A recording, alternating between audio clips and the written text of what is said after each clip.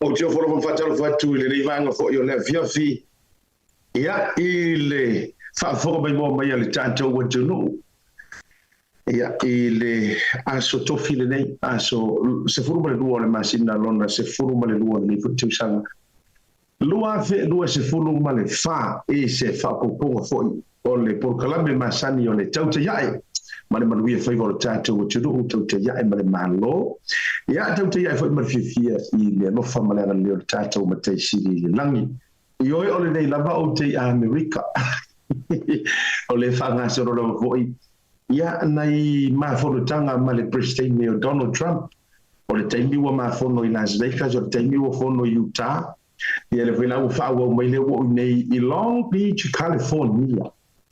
Ia le whaua toi tūla to ai tau no mai nei le dei nau whanua au le lei. Ia, ia e misi fo. Ia o le mātago fie, le whaina fi mai o na moli, mātou to ai tau no mai ai le nei whananga o le fo. Ia o le vato a lua se furu minutu, wha manu lua tu tau tuai te isi atu o tātou purkalame. Ia ona o swinga lava, matulaga fo ia iai, ia vaenga wha teknolosi wha nei ona po, ia ua lewa na ready, ia ona sa tau mawhaila vaina ia le leise, painga o le fisota inga. Ia me se fo mara tātou o fisa, ia o te roa, uyo lea, ia, wha poponi a so wai le tuua so wholau, e le wha whomau a tātou o te noo, malo lava na no sai malo le pale, ia, malo le ngā lulue I whaiva, tiu te fo I ronei aso tofi, walanga pēno o whai atu. O ua masani taruno o malanga mai Amerika, o masani o te tino wha e sau, ai leo whai a kupu. Iyo, a waina ana o whai atu le tala lea. O na fwela o leo te sao whai sa au ai lea suru. Ai ona o aso o le tātou purkalame maso whai so. O le alala lea, ia ua o tera noa wha asa tofi atu wai. Walanga o le asa tofi tonu le nei I whai tau waso o le tātou purkalame. Ia, o le tau o na le rea siata whare marune a fuko se emenu o pe au manganu le ea. Ia e tau tua o ele atu nu. I le nei fo I vaenga o le afiafi. Ia e tau wala atu fo I le tātou purkalame e māsani ai. Tau ta iai ma le malo whaiva o le tātou o tunu me se whaiva o Samoa. Ia whianga iai ma tātou whi tā I tunga iai. Ia pēsa e whai ngā ruenga, pē te rei whai ngā ruenga. Ia o lea fo I tūlanga wa e no fo fale. Ona o tūlanga I ngase ua po iai oe. Ia pe wa e no fo fale fo ona o le tausi ai no le whanau. O a lava fuafuanga ua mawhai ai. Ona e le toi wha ua wina ngā ruenga. E lea whaina lea. E lawa o fiso lau o le tono e ana I tasi I le maunga I ona. Ai a whapea ua e no fo fale ua e fia mai ai ke le mai. Walanga i ka kai whapenga ua no fo fale mua ua le whiwhainga ruenga. Mana o foilele na o vai mai o le tina o le ainga vai atu vai mai na o le whewa vai a. Wananga isi ungari e whapenga. E isi ungari whapenga mana na o foilele na o le whewa vai mai vai atu. Sila mai sila atu. Ia o la ermea a whaida ngā kua inga. E a whamai wai e isi tama I o la tu mana tu whamai. O au tele mana o o tu o lua hero se mea. O te mana o ke ngofo o le spiko lau ngofo me le spiko lau ngā ma aia ma whafsarai ia ngā e tau le ma mafia ina tama me sa vai le mele e pe e tau li fai tama me uporo e me se foi tama me tutuina ma no a o kamaya me sa vai kama se a kama o kama ngā pie ika e pe e ika ai va vai so o atu pe tiro o mi tonu Walanga ia si ka mai mai shit o ki na foi maka ki ro ki até era o ia que na física a chalo fatu na o folo fatu ya te o to le vai na o le afiafi malo se o misier tato ofisa ya te ro ai le faina o le leile na o nei tu langa fane yo po ia matulanga foi fa teknolosi o fea e mawhai ona e whetaro loa ia. Ia e mawhai lava ona whatau utātou pōkalame masami I ona tūlanga masami se ia whea lau wha maloma lau wha awhitai e wheo I o le tana lelei. Ia o ila tau o le ngā ruenga o Pelenisi o ngā ruenga le tua wha malo atu ia te utau I o tau whaiva. O vai tau foi nei e matua wha anoa noa I le tele o nisi o whai au. Ai sea ona fu yo le atele le meo le o ila tofu I na le le mai le amatanga o tau sang ai pi yo le o le kai fai paki o le season fai paki o le season muala le tele o le auto le o ni lotu ia ele a faina lo walo a velo ainga o le tau lava holiday wala na you deserve that you deserve to take your family ave faile holiday ave le fan now Ai eles coloca.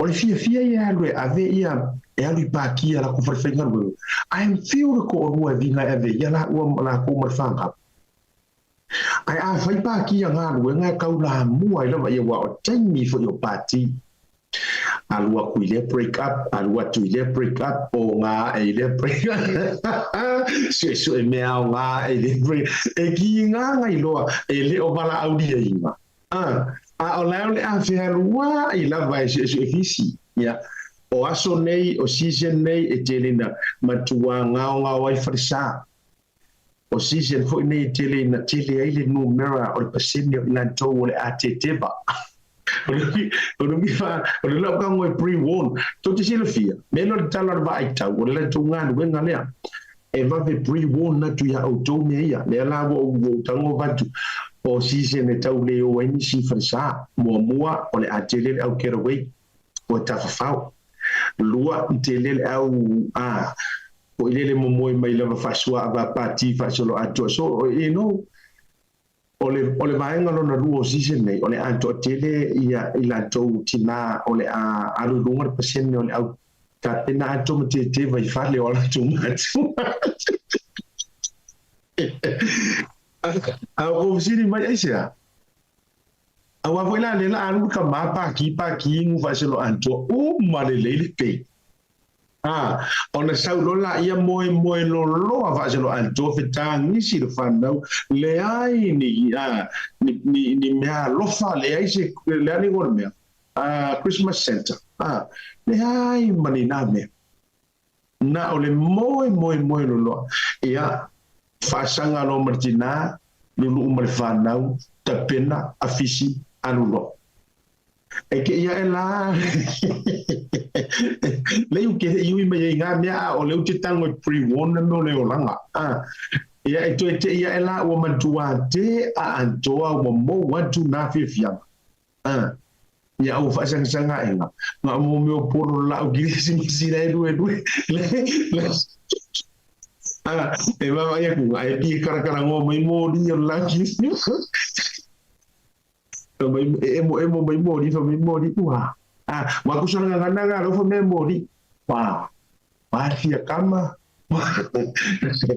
ya ko kula ila ya fala isa pangege e fo tina e onene e fa ta na fo ai awone tutupu o tatu kwa ngatoi e famla tuna Christmas fa ta lo fa tula ina fa fia ngai to langi fio yo le tala le lei e o te le tau tō lauloa o tō suafa e le ngata o whawhiangai ngā e pele ia te au tūlanga o mawhitanga o sia whaiwhai whiau pa malo atu sunga e pasta waita whata ma le whautua ia sunga whawhiangai ngā lai Samoa tūlanga fo nisi o wala awina ia misi fo ia sia soto e malanga i fo ia i Aotearoa whatalo whatu i whawhiangai ngā o malava e pele rungo le nei proklame mo foi la no mo te fela imale sunga pristine Museu o isole i Las Vegas pa pe wile mo funi me nya o ngale ko i sinsi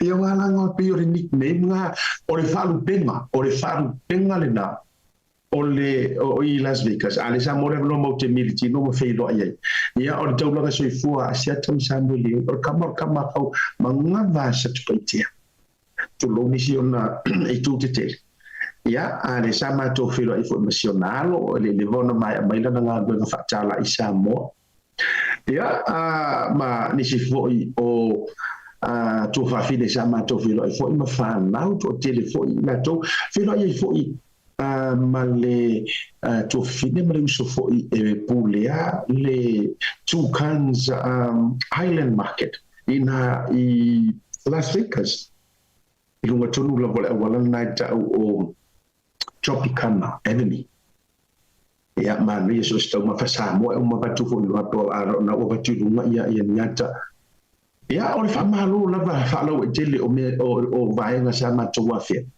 ia ona o lo fa ta lo fa mo e fitu tonu fio yo le tala le ma la fa na to fia de tu ma lo batu la ia io to fai va lo fia o le to si mai na ia tana tu ma to filo i ma to fine ya nga yuli tu fanga ma to ngai ant ia masia la pisinisi o tau foi la ia tau te papa au i na i le pito le na i Las Vegas ia na ia le tatou falainga Samoa por faloloa i le nga o mea ai Samoa tau mafa Samoa ma wai fo i so sto inga o loa lava i na i le Two Cans Island Market i na i Tropicana Avenue ia matou fei loa i fo au fa sorola au fa talo fa sa mole matou fa ma vai mai ai nga tu fa fo ila u matou fa ma vai mai ai na Utah mole fa ma lo ma fa tetele ye na ngale mai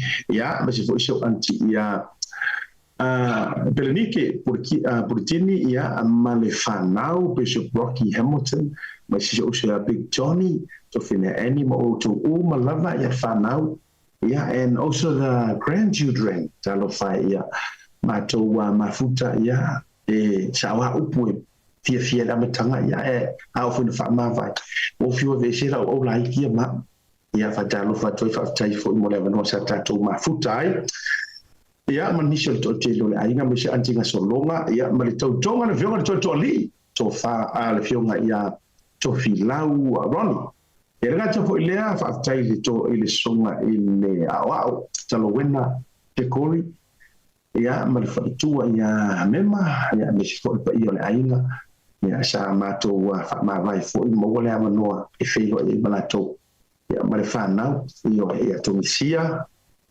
William ia fa pe fo tito ia me se fo io le to lua ya rosi fa pe le tama tu fo le fionga ya fo ti ia ma fo le ava no ma te filo ia i martanga ta pese longo ua leva ona ave ona tala ia na ilona leo te le tau ai misa i fo tina te tama ita ina ve te ia o te mina e misa le leo ko malo io da Samoa na Freddy Venda pele pu e fu ai fa tai mo wala eva no ma tu te militi noi ia ma le futa mali legend o le musica ia fa yele ma la mai o tu night ia o tama ma tu tua io le musica malika malita leni tala no ia pele po fua tala no ia milita vita malaisa irisanga o Jerome Gray fa na Jerome Gray ia misiru tolu manave misiru kisua Felice Mikaele ia na o tama ia ape pese mai ia ele ngata ela tote ola tole ola tanga a ola to wa mi fo peni a ngelu fe wa ile ni apa au dungo funga ide ai me se voi la ia for tu ia pele ole tene mai ama to sa to ai ka fiolai vai ta to ta te tu mo mi ka e kumu mo ka saka ya mo wala no ma to filo e fere ko mo sunga ya sem mo to tonga ya ina ya nga tala ile o tanga ta mo to dia fa fa ava pa e pa ele na to ti sila tua o tanga ta pise forma military io military tama vo ile a ele sa ula mangianga tulo fanga avi e sa uma nga pe ala ale sunga ya ma mo na po na sa ma mo Betul coba ya tu macam felo ilai. Oh sila boleh lima orang kan? So kalau sila tu lima jangan cale batu dulu nanti jangan ofoi ambil sungai yang mana masuk le tua. O ko vai le wakila ukele la ko mele malanga mo me wakifa missionaries.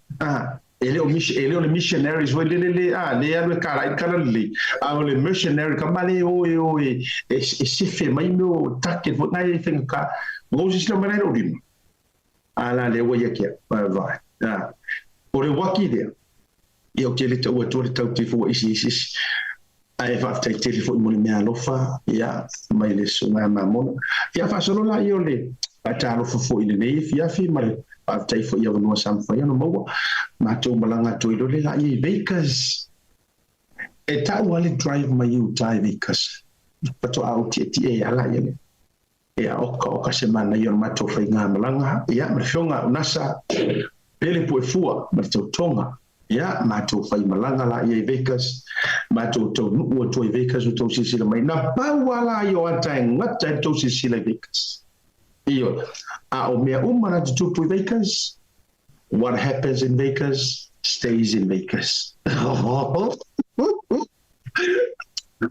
Iya, awala ya wai me foi ku kisira sila mai na pau wale na a o mei tu atu ya wala vai ya o mai na matu wo ya ma o to ro pe o watu ya o fali ya mali atua ai re ya ni me fali tu no me mana na ya ta ma to fio fio ya ku fa ku o mori sa o ilis kama ki anga maua singa va mo ki sola kalangan kami kita baca ngo mai mo kiri mai ana maua sinava no te sola o sola le au le yo le tu ya malona le sai malo foi a talo fa toi nisi foi la to chama to filo ayuta pe to fina na fanua mo pola ya male subsista in losa tato filo ai to tele so ya forsale ite fio io no mani fa te tele foi tato filo ai mas foi uso ya mta ilinga marvetua por tusia pasi aya oko amta ilinga pasi marvetua koko ya marfanau ya marito tele brain of yantu emisia tia wa emisia auto ya ilisi fanga le tua o le matua malurua o America o le ka fioro no mai langi California le uto foi mai o le to tisi mai lai ma faina fa to to of tino le nei a o Utah Seattle Portland mai si stetea even i Las Vegas o ka se maru al matua maru ya pete de ton wal fane e fai lava lo of ma fana e ta o to fo ya to le to te mai mo mai afa sa mi to fai malanga mai nei time or season holiday season Christmas ma to se fo awalava ni e fia ama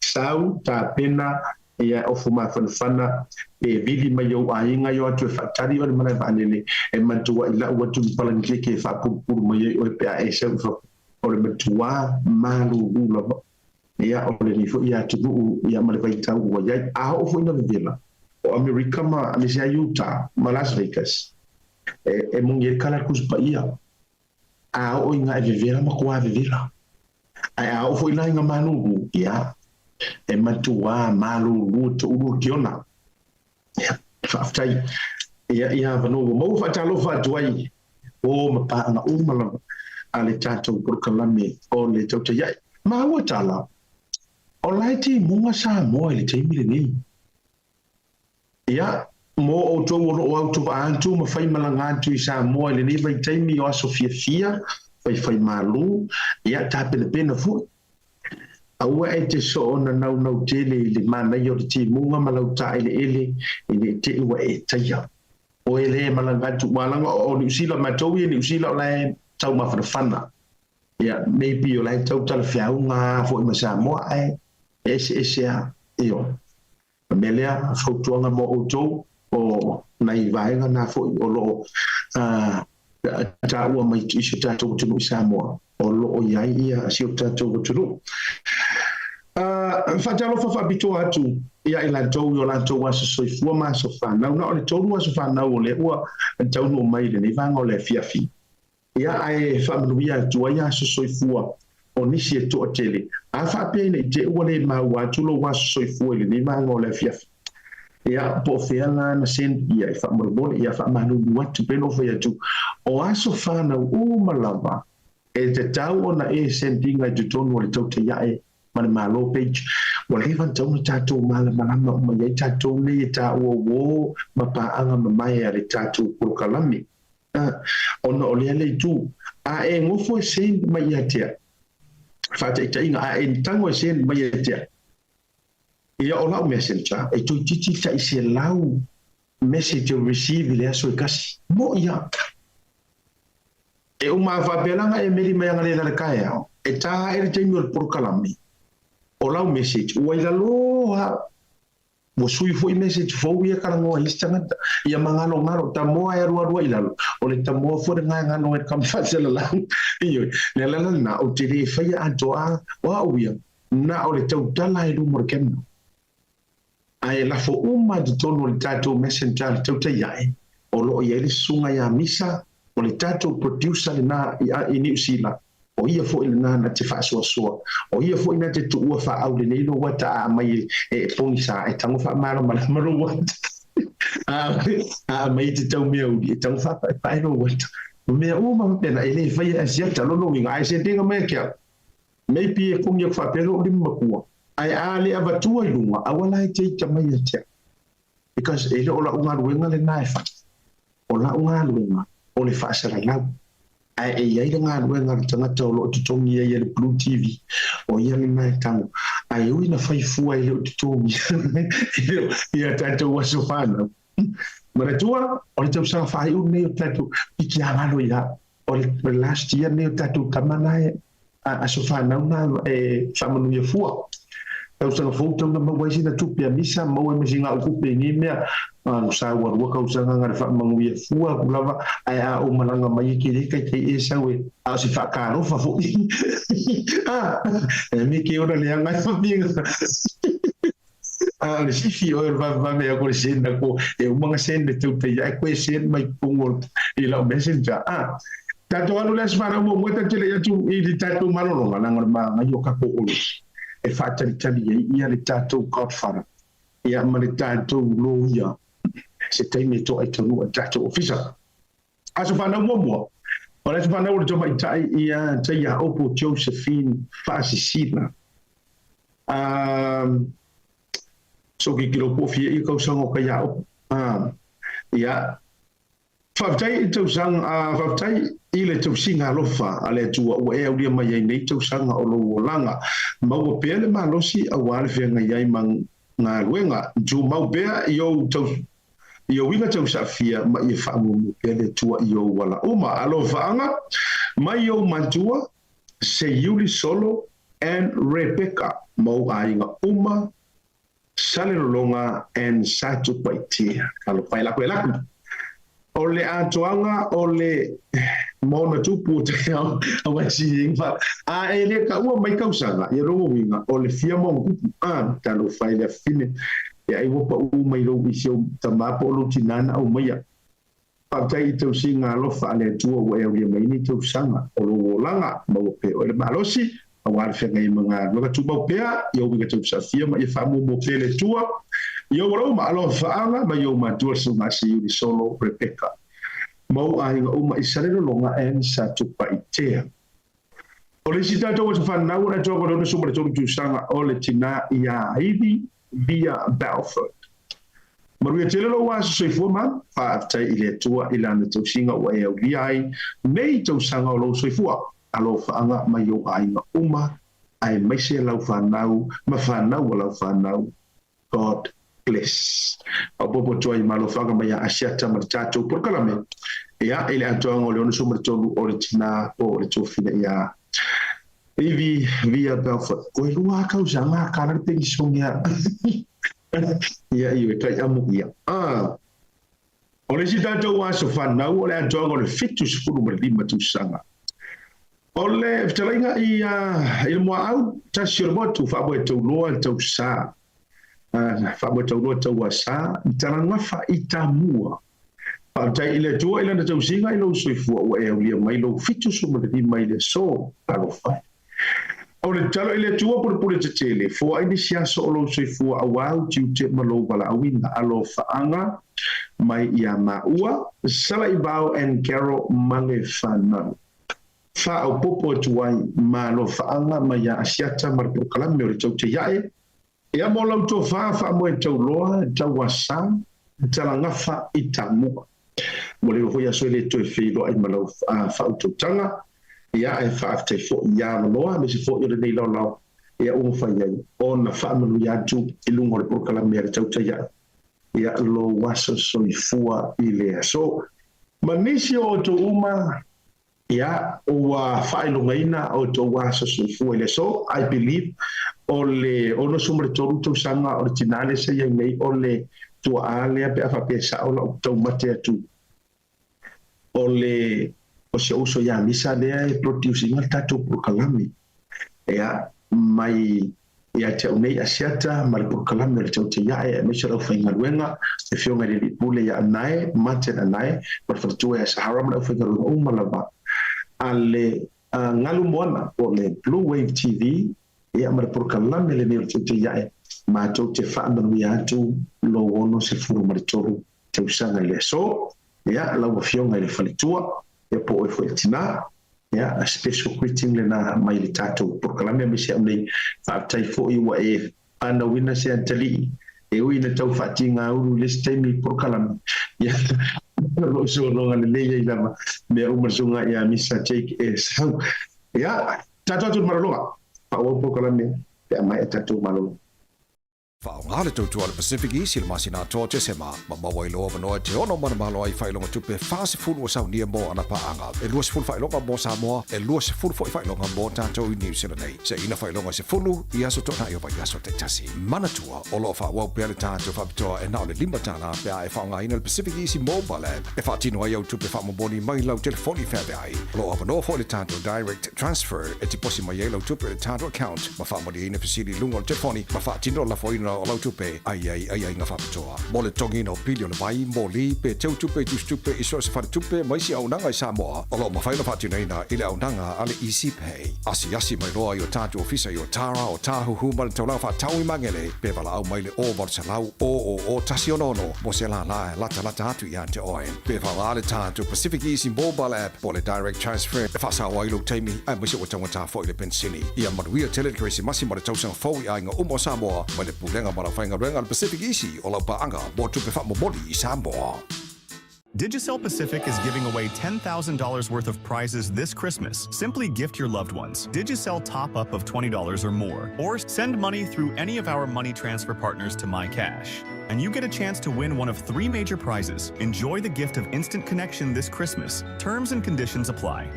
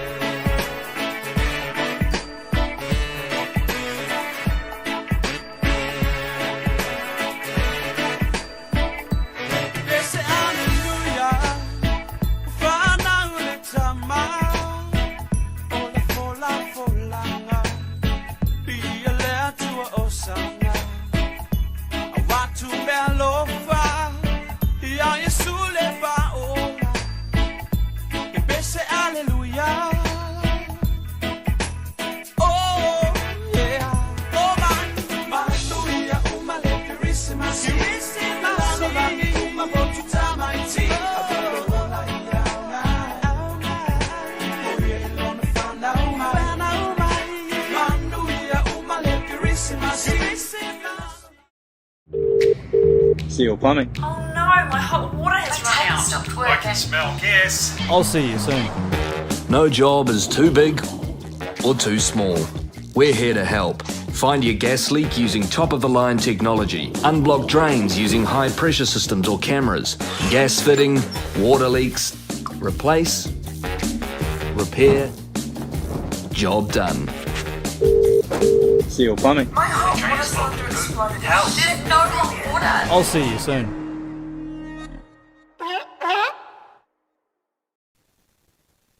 Temero watile o choice for me return jale o lei tula lima ile to fa wa Blue Wave TV e bese proclamer to ya e bang for on yafi ya mai lo funua o California fo ile nei po ya ai on ole tatu te proclamer ya so fai proclamer masan ona so to filia ya ma jo nipsila sa mon se for Pacifica ya malisi tu ole la lolangi o se te mito ai to no li tatu officer ia Godfather ya me se foi o li tatu luia ya le suma ia sauni seleni ai o manatu ole a tatu fa so ina nisi o to ko me to me foi le sa tatu fa so le ba so na ti nei ile proclamer la vanne ile mata u fo le langa mai lava ile newspaper observer ia me fa pe mai sa tau fia ile sunga ile minista o le whamasinonga me se kore fionga fo fitalai na tau fia pe detain ia matou au kilani New Zealand au fai malangatu ile wala ulia fo ilea ale community po ila tau e lango le pati e whatutu le tusa mutasi le la o fai pea ma wha awa pea e fōlinga mai e tū mau lava le observer ma le fo ina tūsia ia ma le ereta ma le pūlenga e whaamaonia lava la tō mau sa loka ina pe tāo fia le fionga le fōwhitalai ma le minister o whaamisinonga e ui ua mai a ona whaainoa mai e se pepa o whaamatalanga aloa ia mai le moto le fono le whirangalo le fōwhitalai e le ise me whapesa tupu Peter, ia o lela ua vavai atu. O lela ua o loa ina ua step in, mantuana step in na ele pule o le e New Zealand ni Samoa. O ia ringo kamaika. Ia, ma tauna teike ia le mera i lana ia side vamhape mai. E le mawhai, ona o nisi e bypass le security and so on. Fōringa mai pe o ia pule, mea uma lava i tutono le valili.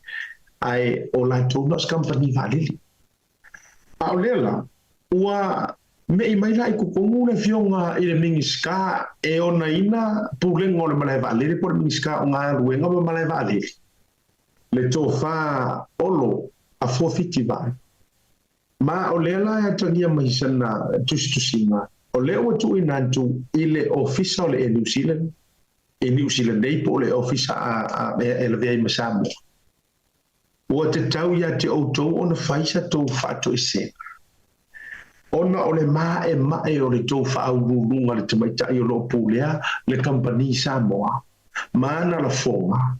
Ma tūlanga e whaapea mai. Kusa lava po oe o se PIP official. Po se whawhikalai po se mingiska po le alava ma tūlanga uma. No special treatment. Le ia ile tusire na na ona highlight taku iluma ia ni nai vaenga ona tusie fa Britannia o la foi la u receive ele official in New Zealand ia le tulanga ma o la foi la totally mai ia in response ele vaenga le u sa ro to ia le fionga minister o ngaluenga e ma to me fo voi ka ma fa ku ia na me vai lei ka kole e fai ku apu kala me ai le o ki arfu ma le tuo me fo ile sa o fa so atu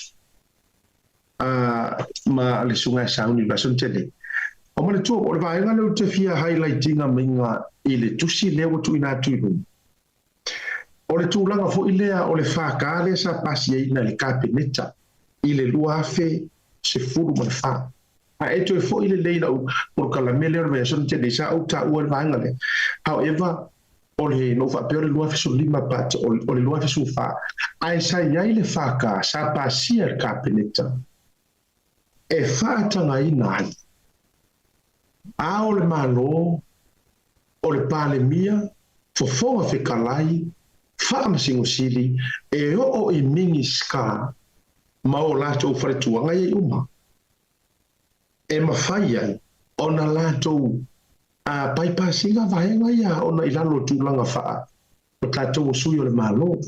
I le kākou la vaia marai vālele i Samoa. Iwe, te ana e pule e ja kākou e, o kākou a kuhu, e le whapea e a mea, o kākou ka ika ia e kākou whiko e tau ka searching ni whaakupu whaalwe lave o mai mangi mea kau. It doesn't make sense. Pa tau mō mai. Aro winga na wa afisiri sesi. Ele ia se si luma malalo mai o kula fogo pla yoe. Kula fogo nga ia wanga ngau kula fogo. E afa pe o e prekinga le tula fono. Mele o le so ai o kame kiki fiu e su e po ai le ai la filava. Pela nga e se si luma malalo mai. A o mea ia o tātou na whaavaina. Tātou ai mese lava o tātou tai ia le malanga ia tulu ui fafo. O le ale mea la alai fuanga koe ka screen fu. E ala o le mea na alai ai la tau toi, e lise mea koe fai fuanga mea. Ma toi tau maaru e fuara kai mia o ngai kangaka, o le a ua kako iloa, o le kako ua o le maru, o le ua si la fia, o le pāle mia, o mingi ska because e ia la ko o le fa mauni e fai ata mo e ia la to o le fa mauni e le ma fai ai o ngaru fa pe ai se mingi ska e son ko ru nga ma singa mai pe pa ma ru nga ka ki o ka o to mo mai le fa te inga fi ngofi e ai mangi nga me ale o la to te si la fia o la to o tai e mata i tuina o la ko ai ngi se mo o la kula fo o ka fai kula fo a foi la ile le te fai atu ai o la e mala le ya ko si sila na samo dato information si ava duru o por kalami e ala mai tatu so I did mention that sa pasia kabineta le faka la ngai le fo melia mo le fo no te lo mai ai peita e atangia mai e pe wa kau step in le me o por kiki ele ya wa kau filongia i fua ma fau o kanga o aku pa wana ko focusia nga o le run o la to organization in New Zealand ai pe kau kangia mai le ma fau o si o mai kai si o le New Zealand e kau fi por kiki ya che le mea le ka ko si o ka kango ke si ile vai ngare o le si mea le ya dato fa mo le mole si o koe wha mangako o lava o kou sa moa ia le ua maururunga i o kōwhinga. Ai ko ua maururunga i kōwhinga i pisinisi mkampangi e pūle e paralangi. Ngā waku oi, ngā mahafua fo inga e maua ngā wangoa yes whaktai o qualifications ma mea. Ai awangi ngā. E iai le sole purpose ngā lai fo i o ngā whiriwhiria o kou people with ethnicities. Kanga fo ia le iai o la ko so kanga fa aku moko Pasifika. Nga e arua. E kia laku inga ia e fiso swangi fo inga yo kaku kanga ka Samoa. And this goes to all the CEOs, pakanga kai fa fonga ni Amerika, Australia, New Zealand, le o fifiria o e fai mapule o se kampangi e pule e palangi o me palangi. A le wa e mawalunga, ka mo nga e laku ki fiso swangi ngai kaku kanga. Ai kere e rako e ke akiri e nga pie ke kuma le whamkawiti. Iyo, wana waka koe e mafi kere le mea lea. Nga maua o singa position fa management po o CEO, ai vai la iei. E pe e lau surui, e sa ariska miki mako sa vai, e pe o lau surui u maka ngaka i lau vai. E o vai fasi i forfola ngā lea, fa aururu arsi ale pule o le New Zealand ni Samoa. But nobody is required to know where ka ko ye sangware kala mo or me tua vai mo wala lo ai ka ko kai ai ka fio lai pe anga fa pe o le grupo le par mi ngi usila le kami mai ai rumor suile e oi ka fio lai pe anga David Luxon o fo mo ko kampianga fio lai pe fa pio kamo o Luxon le samari rumole ili ka dumo winga ili kai o mai Luxon ai ko follow ka pe kamo no you go you're right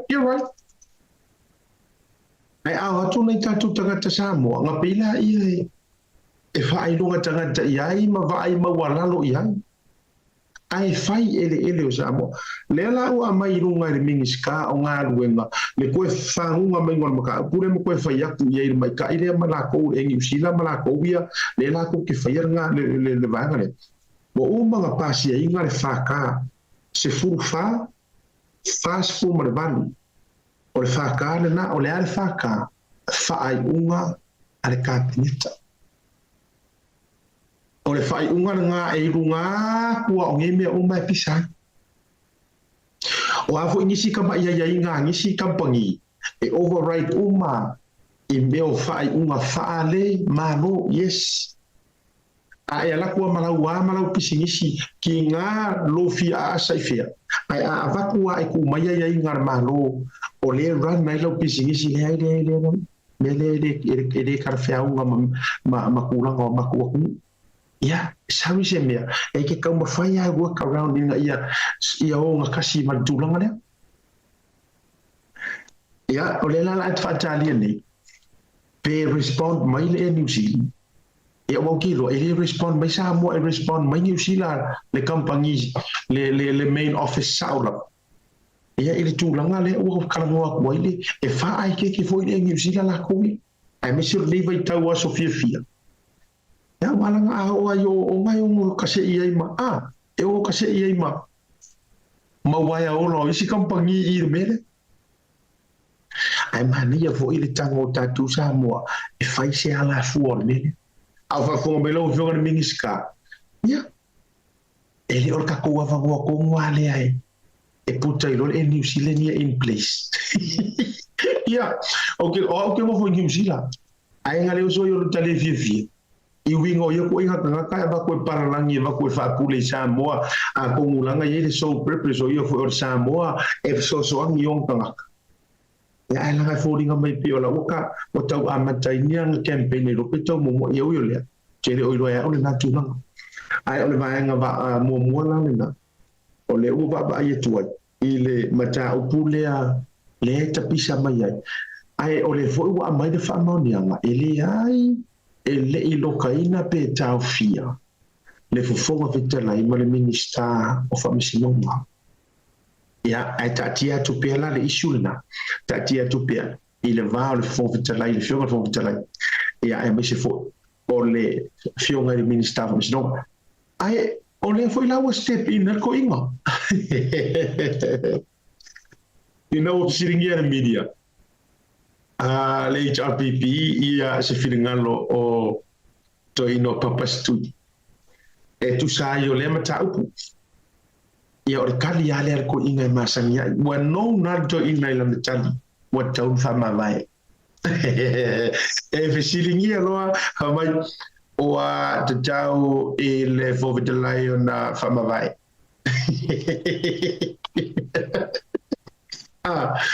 O a te tau o na whamawai so se bealang kalang whai tono mo te fono.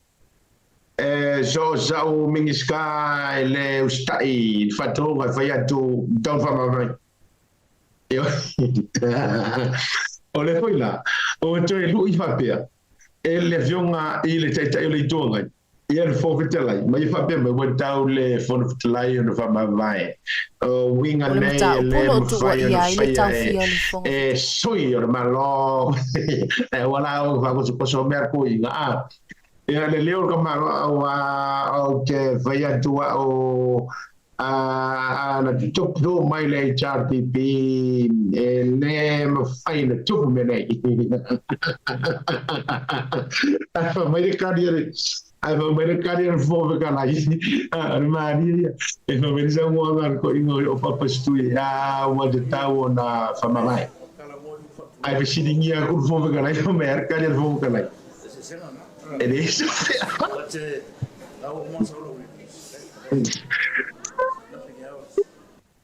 e vai ko vai de una moso o moso o ya ga to Russia kure vai ngane le ya credit le fa vai na tu moli al footage TV1 Russia tu ya la vai news ko e vai si bo ka lai e ta o de vai lima ko me la le fe ko o la ko fi vai lima ko inga mai on me le le ta ele te tau I se whakawhitalai e se mauta on whaiani winga whapea. Oh my goodness. E whai no le makare ko inga. Si te whaitola te langa o mana malama lili. E whai no le makare ko inga. O lai whai anga poka. E te ilo o fia whai poka ko inga o whai anga maka. Ai a whapea ele o poka o lai kau serious. E le se le mata. E tongi atu le whisiri e whai whukalai. Ele já fez a wife ia falar vai oi a vida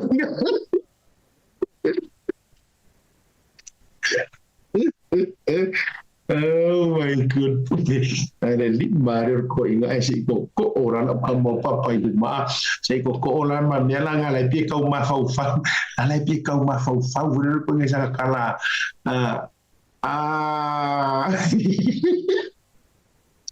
ya le na ese o mere pila ka o fai pengi fale ai ku me ya la tau fai mai ire va ya ai o le tarina na la utadi fo jalai le ai ele so fe mo ele so fe au melena a lona lua e si mari sa organe odi ya o porque que a coina oi si porque ya so ma fai as coina o le si mata ya si le fia fo ia de hotel o le mata ko le to mo bo so na fa la hotel nga pe fa pe o le wa no fo ia tono le tato ofisa ia le sunga ya Godfather fa mo le fa lo mai e fa pe o le wa ia sunga ya Godfather i tono le tato ofisa ia mi lo tato ya take ya ke o se e ka ko fa so a o tato me ia tu sei fa lo hotel ni so tato mata ole vai nga le sa la lunga mai ni si o tu singa ma le fa tatano nga stasi fo yo fa le fa sera la mai Melbourne Australia le sa mai lunga le fionga ia o pito su o William Sio ya ma mai le ni fa sera longo fa pe mai o lea ua fa ta pena ia o pito su o William Sio e run ilano le fa mano le HRPP ya ai me se foi o no falo longo e foi il fa so a si uso le sunga tile pa fa te sua e nei California ya male to fatu pai macheta o le vai ngala na sa tau watata ni pe tai la ia sa no la mo tau mo fai ina ia mo se so ta inga ya male fionga ya pito to wala tula i le tatu so ta inga marsunga ya le atawa Nielsen ya la le tilo fo yo le fa maunia eli atawa o le la sa mo mai le tali tustusia sa mo mai le message tustusia mai ile fionga ya pito su a William Sio e na o fa fa so ta ya tu pe fa silingia ele tato por kalame ya stofi te tasi ta wala tu sunga le atawa pe mo i fa metalanga e me se fo yo o aso sunga wangi anginga ile ea o lea ta pena mo fenga palo te samo ai ole a to run by lalo ole a run by lalo ole HRPP ile tu la fo ile ya loto fanga which is o se vaenga o tau fate ia fo ile loto malanga ia e pule aska funge lalo sa ole ta pena yo au pito e alu fenga palo ka samoa ia e o se mea ka ofisiringia ya ka ko nga tu blanga pe alu le tamari pele ona o le tamari ila vai ia o ia o le tu o le tanga por kiki o le ba suli ma tu sanga o avea ma fai pule a mangele ia ma paia inga lua pe tolu o avea ma minister tanga tatu moto e Pasifika o le la o tali mai ia le fionga ia au pito su a William Sio ele ai se fa monia mo le me ele se fa monia now o tire mata tele se la fa tala no nga male ma se tasi of o ri fa sala lau ale HRPP o lea na wata na sia so mai rua o tire fa lo la pena fa se sa no nga o pito pena fisiringa foi tu la la so fingaro pe ta yo la meta tu sia e nei se no mai ele se fa monia ma ele o ia isa nga fuafua ngai kamo i se paro ka Samoa o le sila mai ngana ta ua le sunga ya pito a fa pea o ko wi e ka uma ke vai nga le a fa pea you know better i le system matula fono Samoa ele entaito o pico yes yo nga aru mo ia ro ko fanga ele entaito ele o ngofo Samoa ka ko sanga ki ngofo Samoa yes so leo no foi a tula vai o ia mai make sense lan tula ngale se vanga nga o fai se fapi o pa e como singo fai nga palo ka tulu wa o puto tin se vanga o fai se mele ka o fai o nga fa e tai tole o le tamari as of now le ai ele fa pe a mara na so o piko Samoa le aku le mai le aku nga e entitled you have to stay in Samoa consecutive 3 years Olu kau sanga so lama e kakau o nga e ngofo Samoa. Pe yo le fionga ya bui, o se sila ila ka mo bui, le fionga to la foa, bui masina mu. ua tu'ua le to'alua ma le aiga e run le pisinisi I Ausitalia a ua matua fa'amalo'u atu e nofo le Samoa ia vuila ua sigia ma le kolu kausaga manto fo le politiki pepala le astuile ngale mafaienga makauvavui mana tua mai fo I le painga na tona iatu ona fo mai e ama I le ia kua kausaga kau lenga for you in order for you le te tapena le palota Samoa te momoe you have to live stay in Samoa ele ero stay for ile ngana malanga kwa eva mo ko ma siga ko sa no e te no foi Samoa te fai mo kanga I Samoa todo tu sa io falenga esa vuile ngor vai aso fai rusi yaki e ko fu yaki ai te tau e no so o au pikola ia dala nai na ua au mai mangi nga mai lunga no titilo ku fa pelo ma fo the only reason ele make sense kia na ele mfai ngalo ila no kula fongo ele mfai na intato ila no tula fongo na ole ai au mau sila ia ir sunga ia ioi ia ai ole amo se fa lau telenga ole vai ngale la tatu atu malo no pupula ole o ma o mai tatu officer ole o to lu ia le tamau to mai oi godfather le o to no tatu officer la tatu atu malo no ga foi mai pa feilo ai godfather walang o ia fo le saf so ta ia ile sunga ia pito mo fa ia la tano pe fa mo ni ra tala le fa ia tu pele pe mai tatu malo. There were no Samoan lawyers in this industry back in the day that were doing what I'm doing, which is giving back to the Pacifica community. A lot of people see lawyers in the negative light, and my job is to change it. And how do we do that? Step by step. We build the trust in the community. And that's all I want to do, is I just want to help my people and do good things for my people. The biggest problem is that we're underrepresented. We are unaware of our rights and our entitlements. My job as a Pacifica lawyer in Queensland is to educate our people. The best part of my job is being able to see the smile on my people's faces, to be able to see them progress on and move on with their lives. We have a saying in our firm that says, our job or our mission is to enrich the lives of every single one of our clients. And I believe that to be very true. The best part of my job is leaving our clients in a better position than before they met us.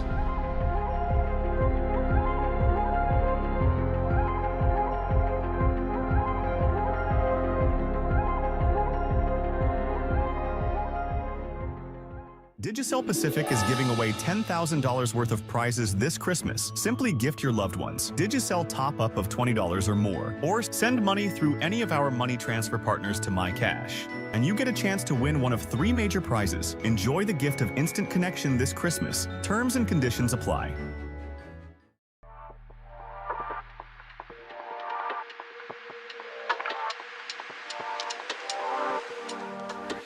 Looking for fast, reliable internet? Join BlueNet today. Whether you're streaming your favorite shows, working from home, or gaming with friends, BlueNet has you covered. With lightning-fast speeds, no data caps, and engaged customer support, we're here to keep you connected. Plus, our flexible plans mean you only pay for what you need. Experience the difference with BlueNet.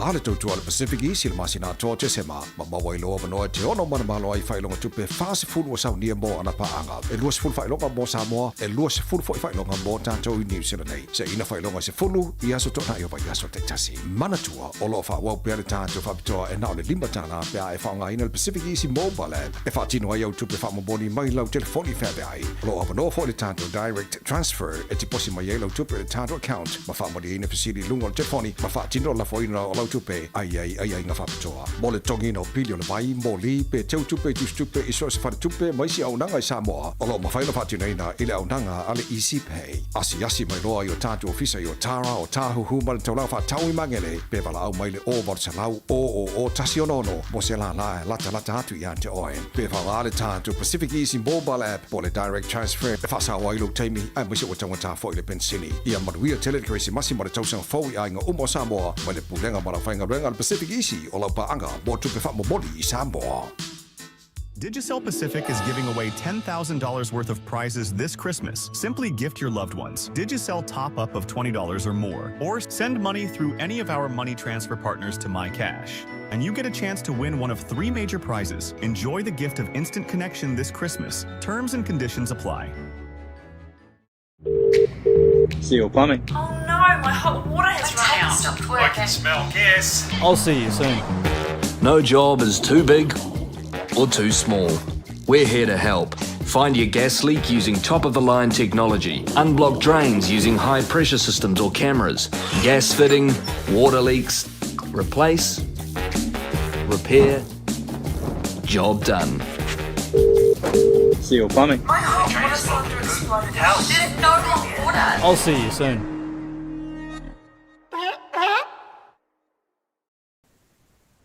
Taimero watile ua sawana le atu le lo subi no te dele tu la lima ile tautua fa wa wala Blue TV a bese proclame ole tauta ya faiva lo tato wa tunu ile ri fa nga ole fiafi o te fiafi fa lo atu ole o ma wala so te inga wala tato ofisa in New Zealand ya le Godfather o le proclame ya so tofi tentazi so ya le atu o tofa ya manufui Nielsen Peterson ya ile proclame pe no masalia ya Italia ya le toe tonu o toe sunga le lo ia le manga na fiafi pataro vatu ya ile sunga le ya taua o lo to famu no foi ya o fatu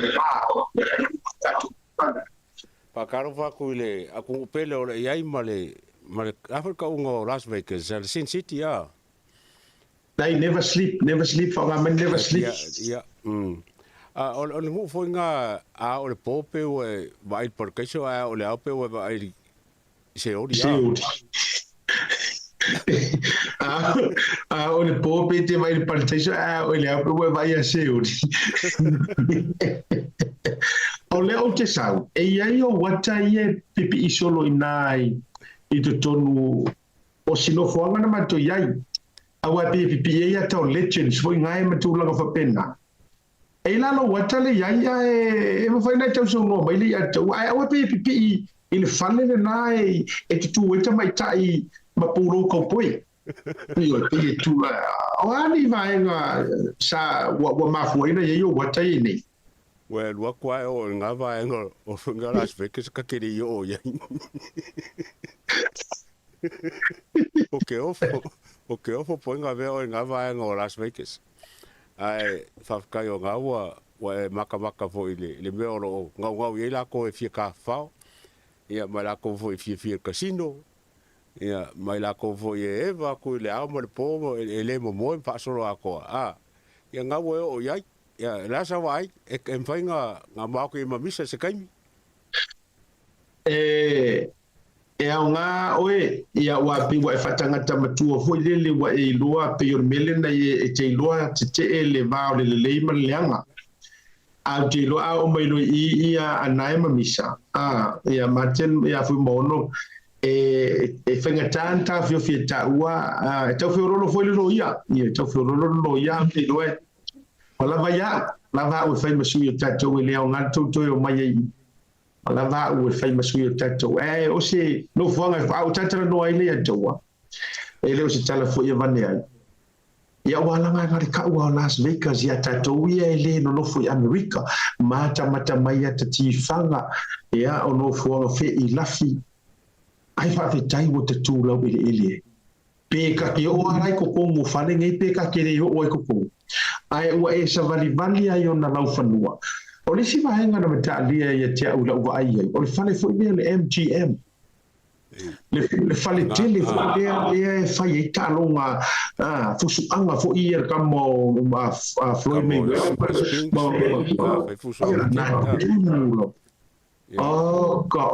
ka se li yonga ngai ka o I mo le fale le na masiuso ia selengi ngai ke vidia ku o saungi adu fare fapelo nga feska po kala ngo fam kala ku ya seling ile ko di man ka vale foi mai e mo la cruzava ele urpo maka ia mon ku ele urpo el visi ia mama o seling ele urpo ia la fa ki ong sai ke sa ro ka po va ka si vai aso le ia ka ko kusa le ma mio asiak ai fa ka sia ka nge fiafi ia felo inga fo ka ko mole aku nge po ia fa ma ro se po mo ma langi ma si fo ma nge fo la ka fa maka i ke le me sa e awai ia me se fo au ka fa ma lo longa nge fo vai kai ia ko ka li mo nganga ka sia ia fa ka winga mo nguia ma lo fa tai le a to we to ai to no mai o le fai lau fa so ile atu ona o le so ta inga ma le fionga ya pito se confirm pe fa ma nia ia tala wa fa ave ina nei ia me se foi pita wala mai se la fa ta no nga ma stasio sui fa sa lau me Australia le ta lo mo ia I fa pe o le asa uni ta mo il finga palo ta sa mo lo fe no ma e fa pe foi o le ata mo e mai lalo fa ma lo HRPP o lau su to no le sa so ta e ma fa yo na e to confirming a mai nga ile fa fo mo wa sa mo pe ye se fa ma ni nga le ba e kai mo sa o fa longo ai ma mo vai ka wa ku ke le ka fai ko mengi ma wa fu ngi si wa mo ko mengi fale manguia le kulanga le ka wai ka longo ngam ka pule nga le nga we e mai le fenga fo ya pito I ka po kala mo le fefi ngai pe kai ia olo afia ia langa fenga fo I ingisi o mo liwo ainga ia ma fa nga fo olo fai kai mingai ia o fo ka ver ka fa mai senga ai o la fa ngolo o ke I wala ngore po le sa fa ma va ngai I Lampy Drive sa mako ye fo sa makarango le lea ma pito no fa ngov side apito po la so fa mo lo manga o le woli kaya mo por kiki ma ko la se me o long fa mo o lang kali mo ke e le ko fo I lava por kiki wala va ye ka sanga kele nga ka ku ai ya la ile I fo nga ngeli miska ya ma me se fo le city council sa ya pikom kulanga fa penga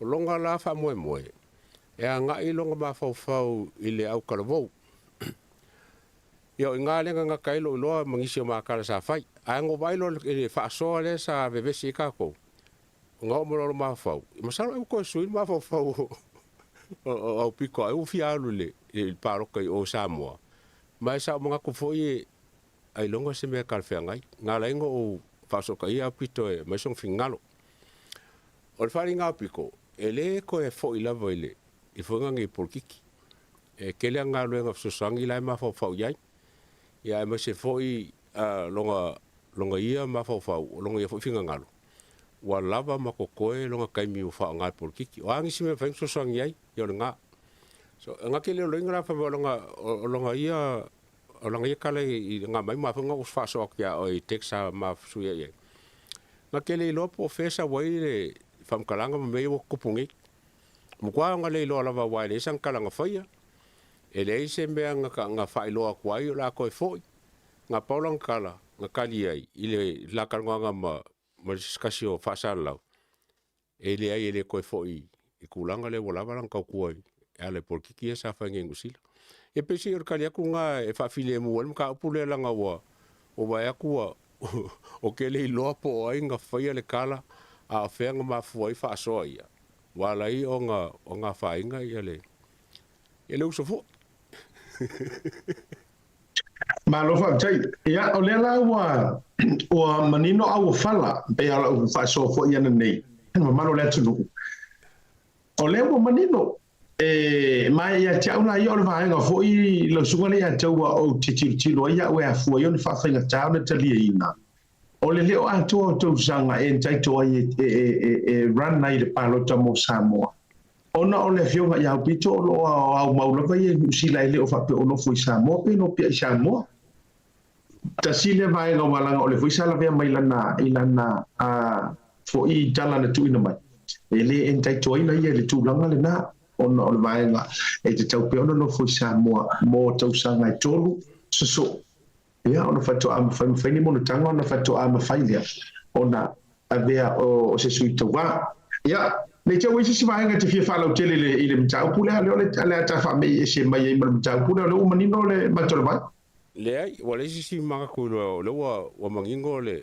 kulanga le sa fia mamla mai ai ma o fia mo nga se kala pe mo la ko ka mo ia langa fionga Samoa ia ai leila le ka mai nga ia le ai le si me fa penga ku pu mai nga kele I amo ka inga fo se kala o ngoma sa roi se si ora la aru ka mo I Samoa malo fa e se vai nga te fia so no ai ile maja upu fo isa ufa so tua ia nei Australia ile sunga le lindo ia e winga ile tulanga langa lea ile article fo ile le sa mai le observer e winga ile tau fia o le fo tele le minister fa msi donga verso le nei a verso le tuat e bla fo ile tatu o kilani le sa tatu fa so ma tua sa o fa ia tu e ele fa kana pasia el capeneta e fa tanga nai special people nei po tatu tai e ma fa ia ona go through I tatu screening ia ma tu fa pena I fa malangatu o le la ua tangia mai o le o ile company le New Zealand tino po na ia tatu o kilani le fa se a ma le finangalo le foreign minister o malai valele wa kaungi lo fa se ko kala wa ka fa mi se ko fa ma ora longa ma tulanga ile mata bula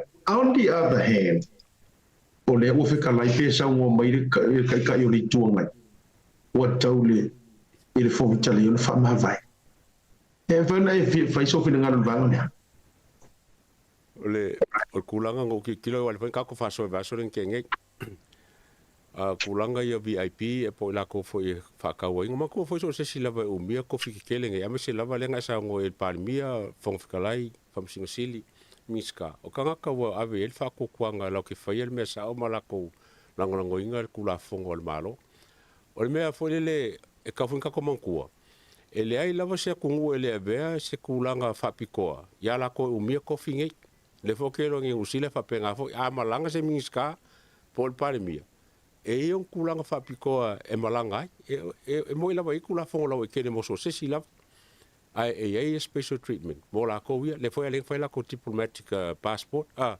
inga ia fa ngofie onga pasi I mrai valele ia ma ame se foi ia se kinga la ko malanga pa fa feo e ke ola va ia o kalfenga me nga fa mi ska o a me se kusi inga sila fia ngusila le official e New Zealand le kunga le mele wa o ko inga ia iskasio fa rulunga o funga ngole o kafko ele se mele ki mele mai ia ke ola ia pe fongo fa klo kana vasona kengi o me ka o ia New Zealand o le kuri ka mai kaile inga ia se fe me umala se fe ele se sia me wala le kuli e ka o kuai wo mo kwa langonga ngusila fa ngongo ile mele o kup e wa o mka upu se mka upu ka airline o mka upu ka custom ele se me la afie fo le airline la ko ye ngar custom e pesa la ngalunga ye le la usa ngo fo il fo ka le wa ya kule le live le sa ya o nga u fa mai ele se fe awo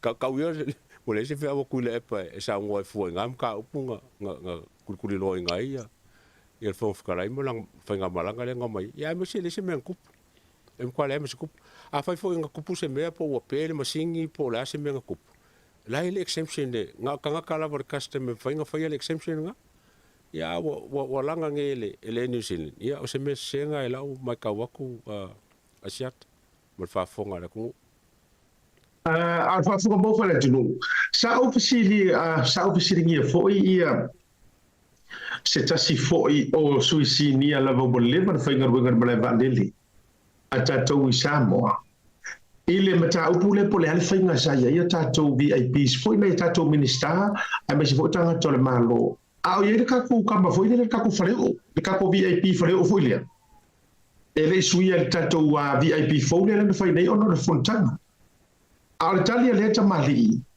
silia lusu fitu tu sanga fa ngar ngai me tulanga o le VIPs ele ya ngi me fa pe sa ku ele ai fo ini tilo ma sei mani va ai ma sai fa pe va tu fa fonga le tu dai mangi me fa pe sa ku au yesi ka ko VIP fre ona na le va tua io ya ma tu la fa pe na le o tua ma o ele fa pe wa ofisi ni soli ai ni so ngo mai le ai hangi o le tau no mai tanga talia e taimi o HRPP o aku ami ska ku le pa nga kai mi o e nothing it's a normal o tu la fo le la ha si de fi mai de fa pe fo ya me o ta to le pu fa pe a me o HRPP sa la ko sa la to fa corrupting le hai e le o se me la nga online la lo o unga fo no cabinet e le se me ka ko fu ka ka ya le va no winga la sa no mo mai ala le tengo le HRPP a o me le mo ka fa ko sorry e se ali le so mai ale au fa por ki kia a ko le ale no fa nga le upu le o te le se upu le tulo a te le no fa nga ina wala fa ia o ma ko ke le o me ngi tula ai foi ona o le te le o fa so sa wala le la ta wala to ila fa siri le ali atwa te lo pol na fa lo mai fa pe na to to sunga le li no ia tatu officer out of fine to fifth sitting yes o pila lo mai fa fonga la tu o ya ingi mangulo ki ali kuangai e fata penai mo le lua firu o wala o le ka ko lua firu lima te sema o masinga fai o ti en fo ki sema yang wali o le lua firu lima o fa ka penganga mo le paro ka wanga ia o le lua firu o paro ka no ia apeli Aula fa fisi. O hangi va nga yo no mo fai ai o fa la wi lo mai sa mo ni va nga a to fo mai pe le va le HRPP pe a mo wala no to fo mai ai. Wa ni va nga le ala to suia. O ingi me fa pe nga o fa la lo mai fa mo le ato. Le mai ka wa ko le se me nga pa fa la lo la e fa nge wo e o ku penga paloka o mo ko siam pingi la vale chapi pil ka faleanga e lenga ka faleanga a o siam pingi me vale o mo la vale ka falongo ki mai mo pang fa nga kai mi em feinga nga masela ko finga ngalo ia masela ko vai nga fonge nga ia fengo fi ka o paloka mo la ko o le foi me foi le ka ko foi ka si mele screening o meia al fonga la mo mi ska o le ka karango i kama ako fonga wala nga o menga le sia ki ka mile o sei a sa ka fo ku la ko fa ko kuanga o nge me o mala wa ko e ko alu fo ila lo le screen fo le ngusila pa ka ngu ele fa pe a mo fa sa bo nga mele ya o fa fo le screening ngusila a fa ila a fa ila screening ngusila wo mba ngalm ka up ele se me la mai lo ka fo ngusila mo ti te ngusila la wa ale le se me mo ko akoi a misi sa mo e ka nga mo ngusi al ka pule i fa la lo ya usalo ai fa la ko fa la lo pa ko lo ma singa fa le parok malo fa te fa le tu suga le lo ya el sunga ia sauni seleni ya a la le no ma wa le so lo nga le tu pi fu nga mai sa tau le mautolu sunga lo ya por la stofi ne tato por calambe por sao ya de por meu fa pe ya yo le sovereignty ya ayo le sa wanga lo ya fa mai ele po mo ka ya va dal vati sunga de lo ya o te sau nei ai le no mai lo ya o te sau fa le ai nga te tasi o fans al tato por calambe e bi pi ya tu fa ki to ale to lo ya fa pele Wala na mafuanga bi era ko no ye ai fa mai. Ya o e tau mama i tanga ta fa pele va ye lo ye no po kala me stofi on on ta mai sa to mai sa mai fa so fa taro fa tu no suga di lo ya. Sauni ile nei va ngolo fiafi. Ya ata ta lainga asiata. Ape foi le sunga ale ya taua ya man fa fonga maole tunu so se ta fa le la lang. E kasian mafuanga ring fa piria kai mo fale ai Merangale is a most wanted. It's like a tourist. So po feo ya. Alolenga olisi mafuanga. It's a lost child. Kau family aku asia kai de elo su ya kai kai lokai. O kele lo po yo lokai ngo le lisio terrorist ale FBI America. Ai malo so fo mo. Le yo ata ye bi I falo a inga tu so lo ye ma meo fatuma fo rosa to ngole ya ai le faina ona o le pele tele o lua nei le atu nei ai tasi tan ya se no mai Po a tela mau ko pe a pele mau.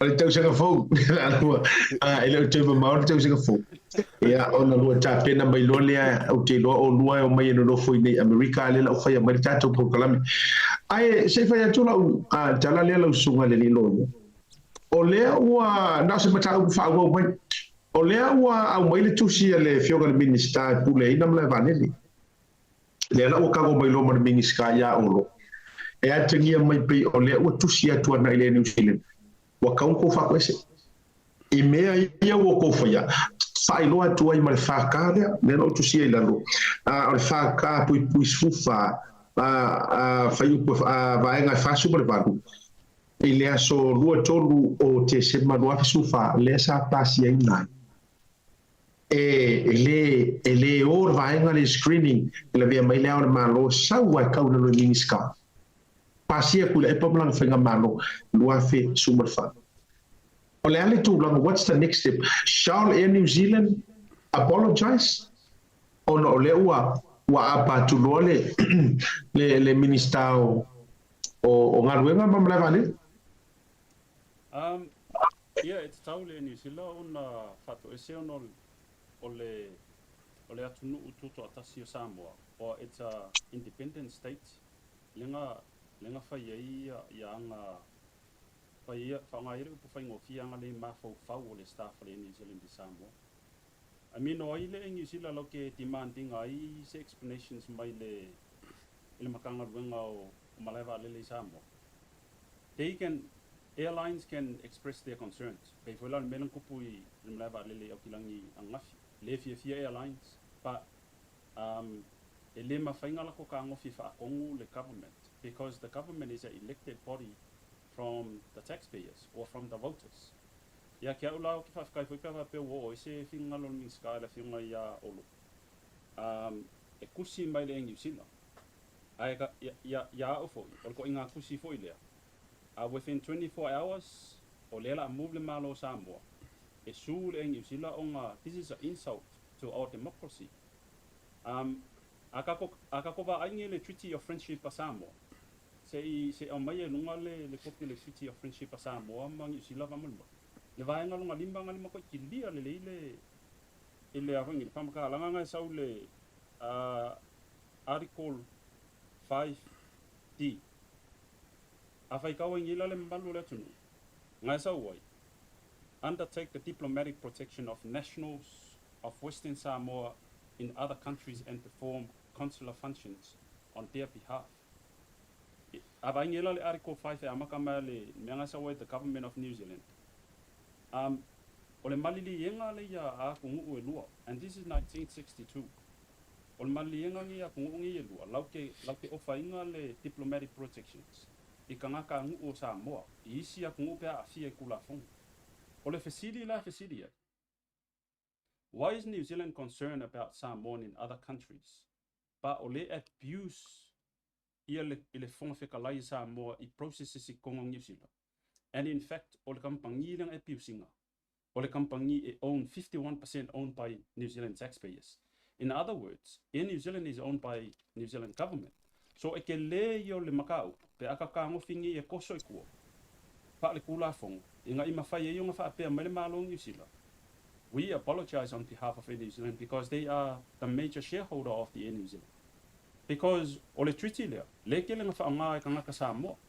And I heard le sunga ya kula epa o avea fo ima palemia renga ka leva ken fo sa fel wa ye he was the one who also says in masangi nga fa nga le article 5 le pe afa apea ye ngi fa fika uli fe ngai mga ya isia kungu e seek diplomatic protections mai yang New Zealand e fa nga ia officer kong sulam and pasang New Zealand everywhere aka ko ma fo lo loko ya la ai se al me la nga ma fo New Zealand ka nga Samoa isia kungu pe a fie kula fongo isia kungu a o le solo mua mai la le New Zealand ang New Zealand le api usinga o ka yo le kungu Samoa e fui po le fionga ya papa li o ka e ma se pa o ile level o Jerry Brownlee do we really think this is light? Po le mele mako ima ma yang usila pe fa pe ngi o le treatinga le treater le Qantas, kuita treater le Emirates, ia fong fekala yang usila. O le kali le ai. And it's not about the person. As I said last week, it's about the office o lai hold le kangaka. Because these offices are for life. O le winga o kala for life. E umakur kangaka le nga ke holdinga. Ai sau foi le singa ke replacinga. E kakauanga ku maule mamalu and the integrity of these offices. So ke whafkaila o pia wapea loa wa iaise mafo whao le fionga miska ia olo. E kusi mai le New Zealand. But o koe ngā kusi ngā kaunga kusi ai. Give you 24 hours or we will move to the next step. We will ask ile maalongi usila. Please explain, given that 51% of shares are in New Zealand only taxpayers. On behalf of taxpayers of New Zealand, the government is liable for any damages. So ola wiala fa kau fa pula ku nga asiaka va pe foile fa fonga maole ku umale sunga yali atau. Malo va tele lo so no ngalo sunga le lo ye fa maru rule mai moanga le tanto tulu. Ya ona ole tau fa le manino ai ole tanto volume mai le amatanga so no ngama tango fi ale sunga le lo ya. Ya, te rola e wato e fix mai e le tatou producer i New Zealand, ya, le au te loa tarsia au solo le li. Pa tailo finangalo, o le vaingala na le wata lia le teimile ne, o se finangalo pe tali mai le e New Zealand. Ya, e tu sai o le whaitionga, mo le saunoanga le minista o ngā luenga, o malai vane le fo ua te tau, o na mai se tau pato i senga. O le ata to me I mai I le mata upu o te fia tala noa I lava manu le o maua le amanoa malo sunga le biloina. Se o tato me ia tu mata upu le lua vai tonu. Le lua vai tonu o le pisa so o ni makau. Ua akoa ea le lua vai tonu. E sui ai tu la fono o le loma next week vai aso fou o no suia lea po e to tau o fia fono o fe tu la fono pa le mene o Samoa. O le lava pisa mai le kua ngai le se rua vai koru a koa o le fo e pisa tu le malo o maua le rua vai tonu se ma se firanga o maua se rua vai ko o le tali o le rua vai tonu le ka oko le constitution if we go ile paki a va pengi o le ka o ke fainga le formula based I lungol paki. O le kali constitution se le ai. Pa I la uia va ai ile formula le American constitutions. And with due respect to il fa vai o le kungu. O I to se lo kenga o le fa vai. This is where we should look at doing a conscious vote. O le winga o la o famakalanga al conscious vote is not about a party, but it's protecting the constitutions. Ongor fesili ngai. O le whaavae mo kangaka po le whaavae mo le palimengi. La kau ke longa umanga le kali saoa mo kangaka. E le mo le palimengi. A whapeangi e fua ile intention like o kongo le whaavae. O ngi suwinga o le whaavae. It's for the benefit and the best interest o kangaka umma o Samoa. O I fo ila ka kaunga ma fau fau ai ila ko olo ile kuangai ma ila ko olo o kau ye ile ma fau fau le le leiswing o kula fongo ai fenga kango o vote ile kula fongo le ka mafaingi esui onga o le fapea ke I wole fia pa ki ya in all honesty aka ko ka ngofinge au ili fa vai ke le yo isikula fongo so li fa vai la ye onga le ngi ma foanga. It says in the constitutions, this is a supreme law. E le mawhai e sesi kula fongo ngā suia. A iai si vaenga o le constitutions lai whai mai ai. E mawhai ngā sui le constitutions. So, I sesi ku, o lai contradict I le whamakaalanga o le constitutions. And I think o le hope ngā iai kua a ngā whaua le whaavaya Samoa. E o mai au ngā kupulanga mawa ai I mea kakau ngā sui. And that is for the best interest o le akungu. E whainga kālanga ko say yes ua maua le lua vai kolu. Pe no ele I maua le lua vai kolu. O le palimenge a koa e ka kaunga whaali le lako conscious vote. o le voucher ka ngaka ar faipule kokas. E peisi le mea langa ke loenga ia, e kala fea ngai malonga I kumalo going forward, ma ka ngaka lava o Samoa going forward.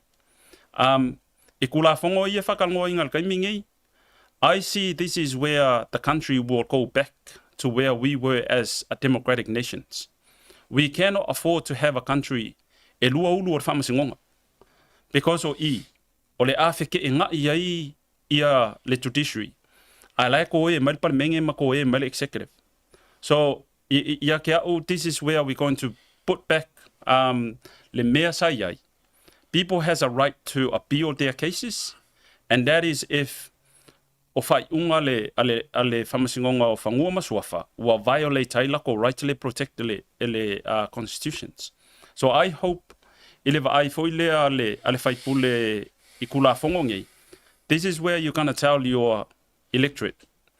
O ke koe fialu ile whainga pāloka, o ke koe fialu le palemenge. Ai lea la o whaia le whai unga. Kusa po o wherpa kilo ke iai la o vote ile mea manga nga o maile kumalo. O le kumalo fo I ka kaunga a makanga lopi le kaimingi la ko whaipule. O kula whongo inga whasavali le makanga luenga o whamasingonga lenga whakangoa inga lua pasinga longa lua. O kula whongo ngei. E mawaile unga whaipule pea whaapea le pasia. Kusa po o whele I kule ke iai. A whaapea loa e ke le manga o pasia kula whongo la. Might as well look for another job. Malo jai. O mawailo o mano stemi batu le fionga le le ato sorry na ngole tak no lo ba to isi fa nga tfi ona so fingalo pe fon fa sa no le so loi o le ka mai ka wa ku sa marang sa nganga wa o fisiri kelele ngai pe maka fa nga le lima kasi kumalo pe fa nga fa ipule ngai lima sumal ko o ke ka fa no ngakula le sa nganga asauni e fōringa mai whaanga o le lima kolu asa. Yeah, it's a common sense approach.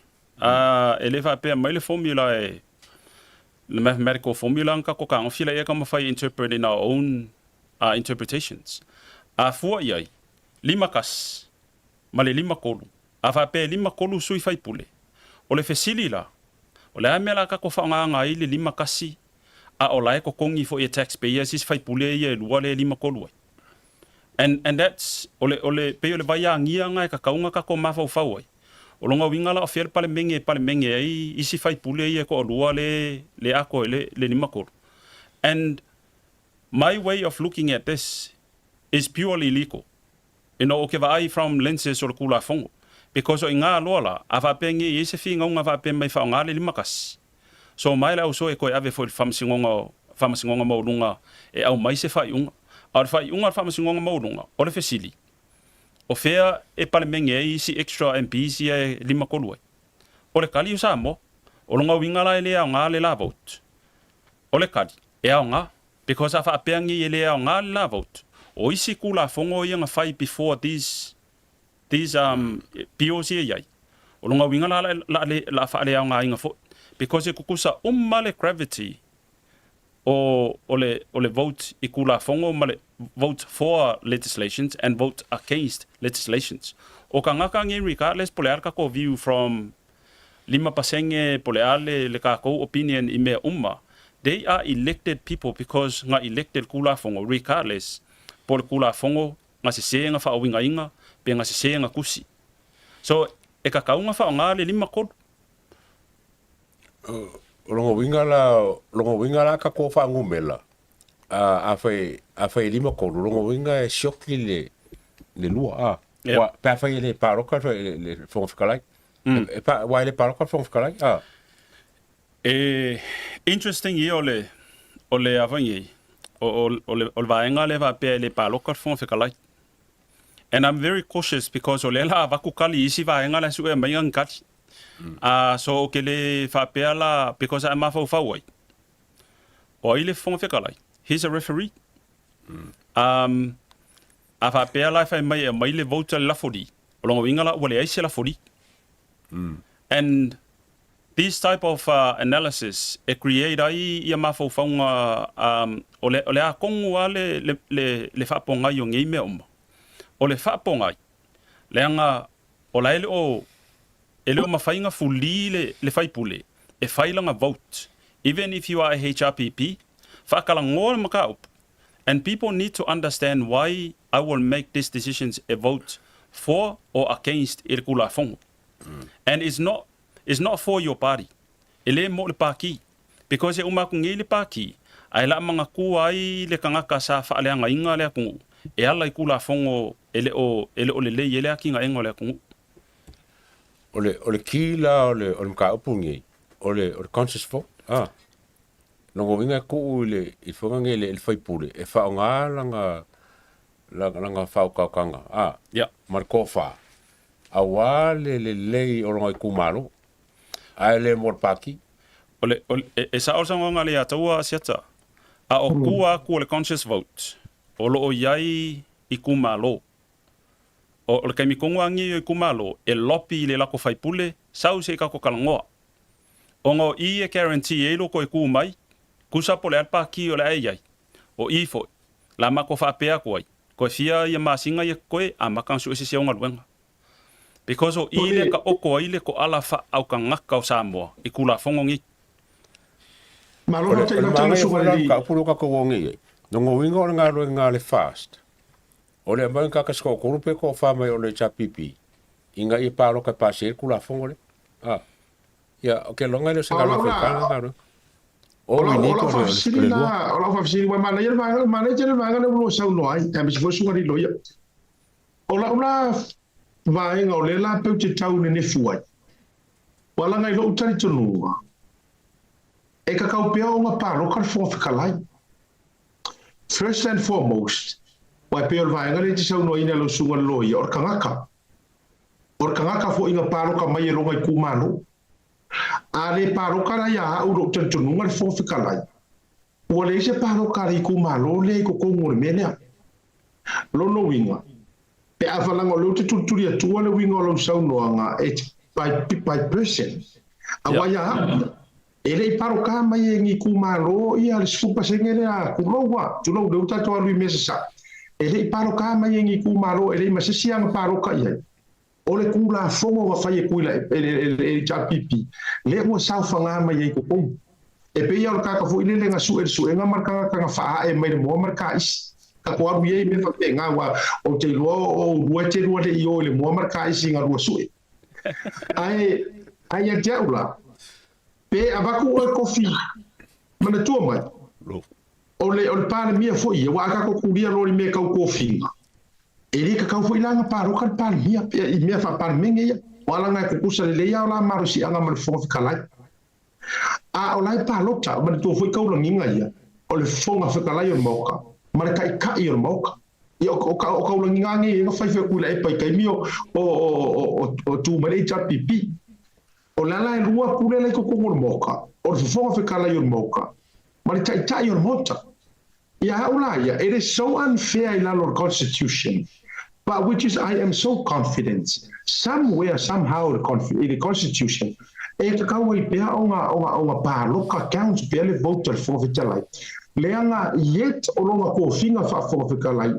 But originally, o i o karaka, o i o le sui o whaasane le anga lua e po tulo o ule mawa fui whaasane le anga langa wa kele whaingu mele, whaasane le anga le tula i mele le forfeitalai. O le vanga le wo kau ngi fukele ai wa langa o manino a o kele nga sa ngola au di sa ngole le potomote pan mi e fo sa wo mawar mo le ru vai ko ya ai ba e fa tau to e vari mai wala a fa pengela sa wa moni fo e tono fa le lo fali ya lo fali fo e pa u ba ya protopo mas nga sa fo lo fali le park e fai nga filfilinga o ia fo o le leo o le vote ale nai tu malo a ngai le swing o se pit longo winga la e ma fai ke le fai fa sa le anga ngai le kum pe a suira pit e fai ma ke mo ke oposi le menga le ngai le ise leo ma ko ku malo le menga la mele mo ko ka o fa lo fari forma sa olo of common sense e fai na sa no man sa olo so no nga sieta ai o le kau ke kalangoa I ka ko uma fo fonga ma marka ko vai ko ai pa ia ke I always refer i le kulafongo. And this is pe onga whaila o kala kai miwa sola. Okay, law intention o le constitutions ngai le expectations ngai ko inga malo makua sa whaakangoanga le constitution na Samoa ai le kuko kasi Samoa le kasi iwaongolua. Inga ima whai onga whaalau kele i la kou o le a soifua maola mai ngiwai kaimi. I se au wala inga ima whai inga pui le best interest o le a kungu. The majority of the of Samoa. So kako ka ngofingi so se kali i le palemenge ma le whamingo ingo le palemenge ma le malo. O lai ko kongu o kula fongu. Ai ke le se au i linga i kau ke whaia. Because e ka kaunga kako vai kula o le se kula fongu kau ke vai o le Electoral Act a Samoa. Pa ia au o le kia o le Constitution. O ngā a whape le se Constitution a Samoa. E se la le format o le kako kungu o iei. Se whaila sau whamakalanga i lau songonga pe o le fonga whekalai. E sao, o i fo i le overlap pai powers i a le executive ma le legislator. I often heard le awhionga ia le sunga ia kula epa i kaimi o sola. O le kai o le malo ma le kai o le maoka. I think o le mea ka kaunga kako kauma whai e ave le wha alo i le ka kau inga wha alo. E le wha peke kai o le malo, which is the executive, e koe kai o le maoka. O le mauka re kau kalangoai, the parliament, which is the legislator. O le whale fongo o Samoa. Ia ke au o le kai o le maoka, o le fonga whekalai. O le fonga whekalai iai o ia o le fonga o le maoka. Pe a whai fongo. O ia fo i o le kai o le maoka. O ia fo inga ke kāla ma whakanganga le whale fongo e operate. A whapea la o le ngai sa ungoangi whai mai ele ese vouta le ai kumalo pe onga lo fonga whekalai le. That is the e yele term nga whaongar ko inga le surf Jeffrey Bama. That is the deficit o le political model pe o le kau ke awangi, le kau ke whaongar kai mingi. Because e le mawhainga sau le fonga whekalai. E koe sau e ngofo kui lalo. Mawhai aku le launga, a le sau whai mai runga ngofo. O le whainga ka ia pe a whapengi o le close matai mengi o elections. Because o lai mawhau i le kaimi la whakalango ai kula fongo, o le apasi ai kula fongo le majority. Le kau ke lo le suinga o le whainga malo ma le HRPP le fast. E le i makua i landslide le malo o le fast. O i fo i la, the onus is on the fast government i le kaimi ngai. Kau mawhai e whakalangoa i whaipule lai kong le mauka a le HRPP, o whea ka oko i le whingalo lo kumalo. Not you, Joe Block. O whea ka oko i le whingalo lo kumalo i le maka upulea. Mangkua fo i le, se i awakua se whakai ka inga le keisa a kila, vaiange fo i le suafa. O inga lenga ufa alongonga kakala i floor i Samoa. Because lenga votes la fionga ya kula epa. E whake a kila. But for some reason, the information that I heard, ua nga plan le awala whainga i kua. E vote against, e vote e kula epa whake a akila. But o lawa i loa e mawale majority. E le nullified ai le vote i ar kai kai. So i kongua, these are the issues e mawhai e nga kau mawhai le fast. E open le, e whaise awala inga e mawhai e nga convince ia whai pule lai le HRPP. Kalangoi koi kumalo, e mawhai foi lai whai pule le fast nga kalangoi kumalo ngei, makai kai o ngei kumalo. O e lopir ko whai pule, o nga o mafuanga ngei. Ave ai mafuanga ele lei ei le suinga le la ko e sui ei kula fongo. Ai ave ai foi mafuanga ele anga i le mea sai ai. Mai kula fongo e lua felus full. E ka kau nga kau mawhai e kule inga i mawhai ei o nga whai se suinga. Ia ke au I'm all for change, especially the change lenga lea wako e kula fongo ngei. Given the impact o kula fongo lua felus fulu nga whai lalo HRPP. Maro kaptai Patfara, lea tau e se vai nga te fia whapopo i lea, tūlango te vai atuna o le lue lo ulu, e fōringa mai o lo e fia i nei mea, me pātiri ai o le fia. Ngā paule vaenga le ngo pikia mai le saunganga sauni o le whaupunga le o kai o le moka. Wa kasi ngim ka upu sa o karango ia le whionga fo ia olo, aili mingska olo, wa alai le kua ngai sa o karango ka upu le. Pe i wha le wha rongorongo aku wha pefore leo. o le kai o le moka. Al fong whakalai e vai, sa kau wape o le kai o le malo. Masaro le whalpenga sa ngai kaunga we, Palemia. ia por palmia kai o le malo, ia por fiong hot palmia. Ai le kaunga ave wa o le meleng kupu mal kai mio o fuga kula epa. O is lava e whaalangi kula epa o kai o le moka. Ma ku vai lua ia kula epa le fong whakalai. O le ala fa wa le ka ko fast. O ka ngai suinga nga o ko e fa lua inga ka pule wa. E ka se kai o le moka. Ngaru ka fong whakalai. A lua ia fong whakalai ma kai o le moka. E pe la falo fisasi lola ile. Ni fa longa ka pule po la wa e marosi le pau e ko le moka. Porque kai o moka por fong whakalai.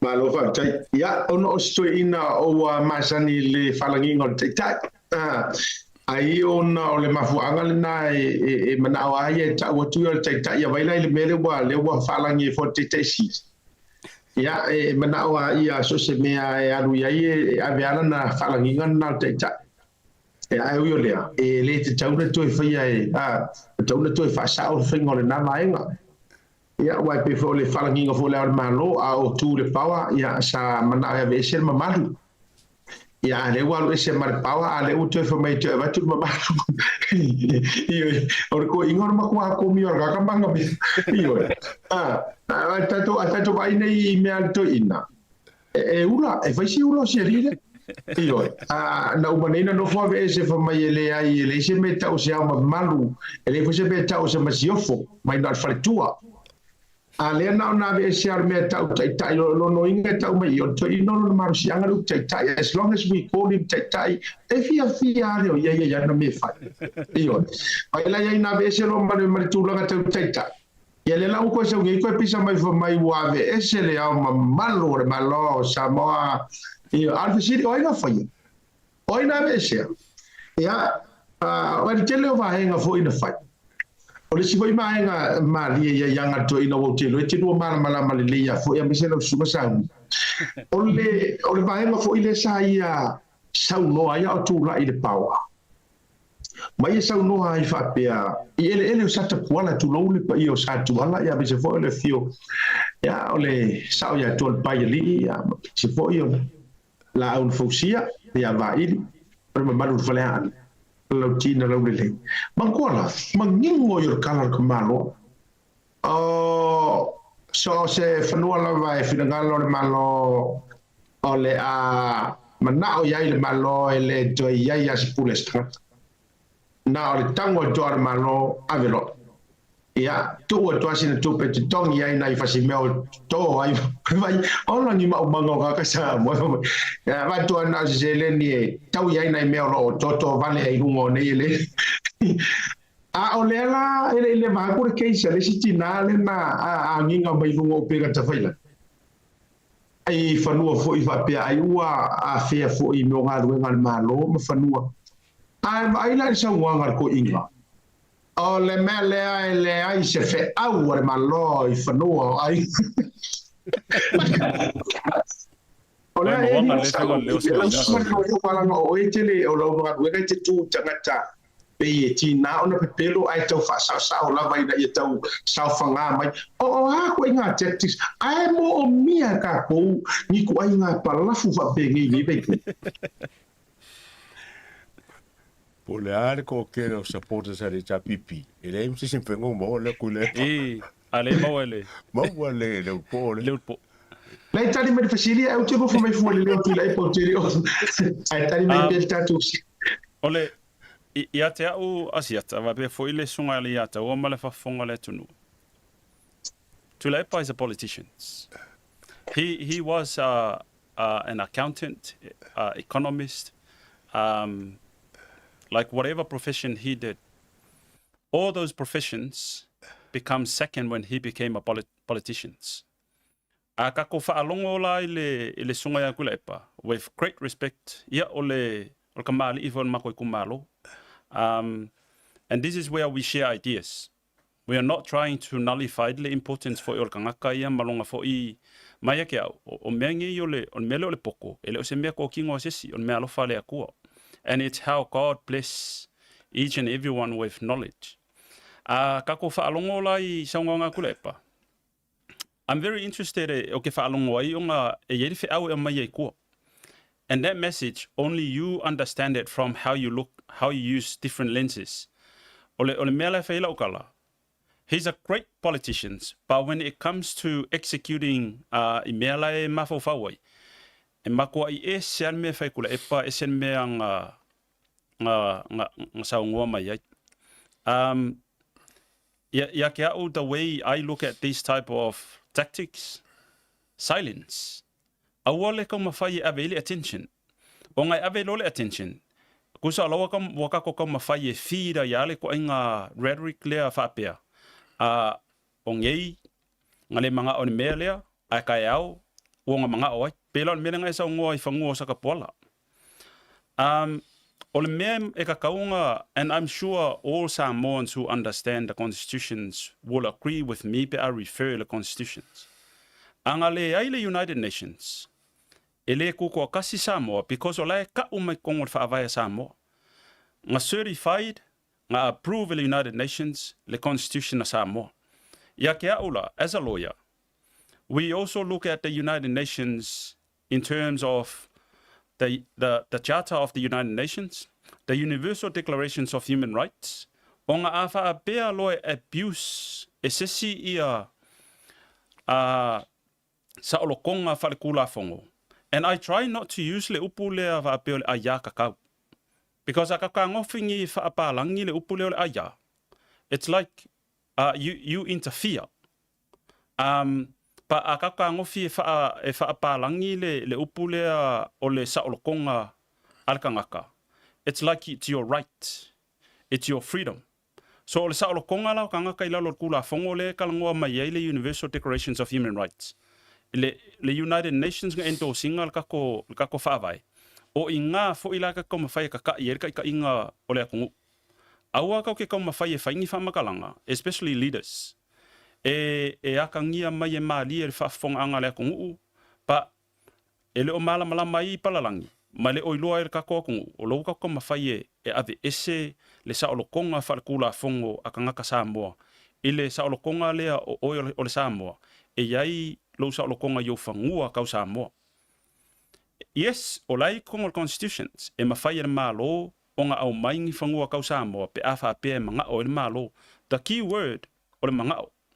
Because e fasili ko aku. What for? Awha pe ngile mga o le malo, le la whai polo keki, pe la wha kuku ingi au wala, wha kuku ingi me. A o le a la le kaui mai ai, ia le a inga ma le ngu leo nganga whangua ngi. Based on the commercial value polo keki ia la whai lunga. Po le malai wa lele, po a wala ia la whai lunga. That is where amakai conversations. And I strongly encourage you, afio anga yala afia ko inga, not now, but maybe later on. Aua ko ke iyo e vave. Le anga o ile ka o ko ile ko ala fa au kama o whangau, o alo ma whangau le a ko wafio anga. E le ngaka mo ngei a lumanga.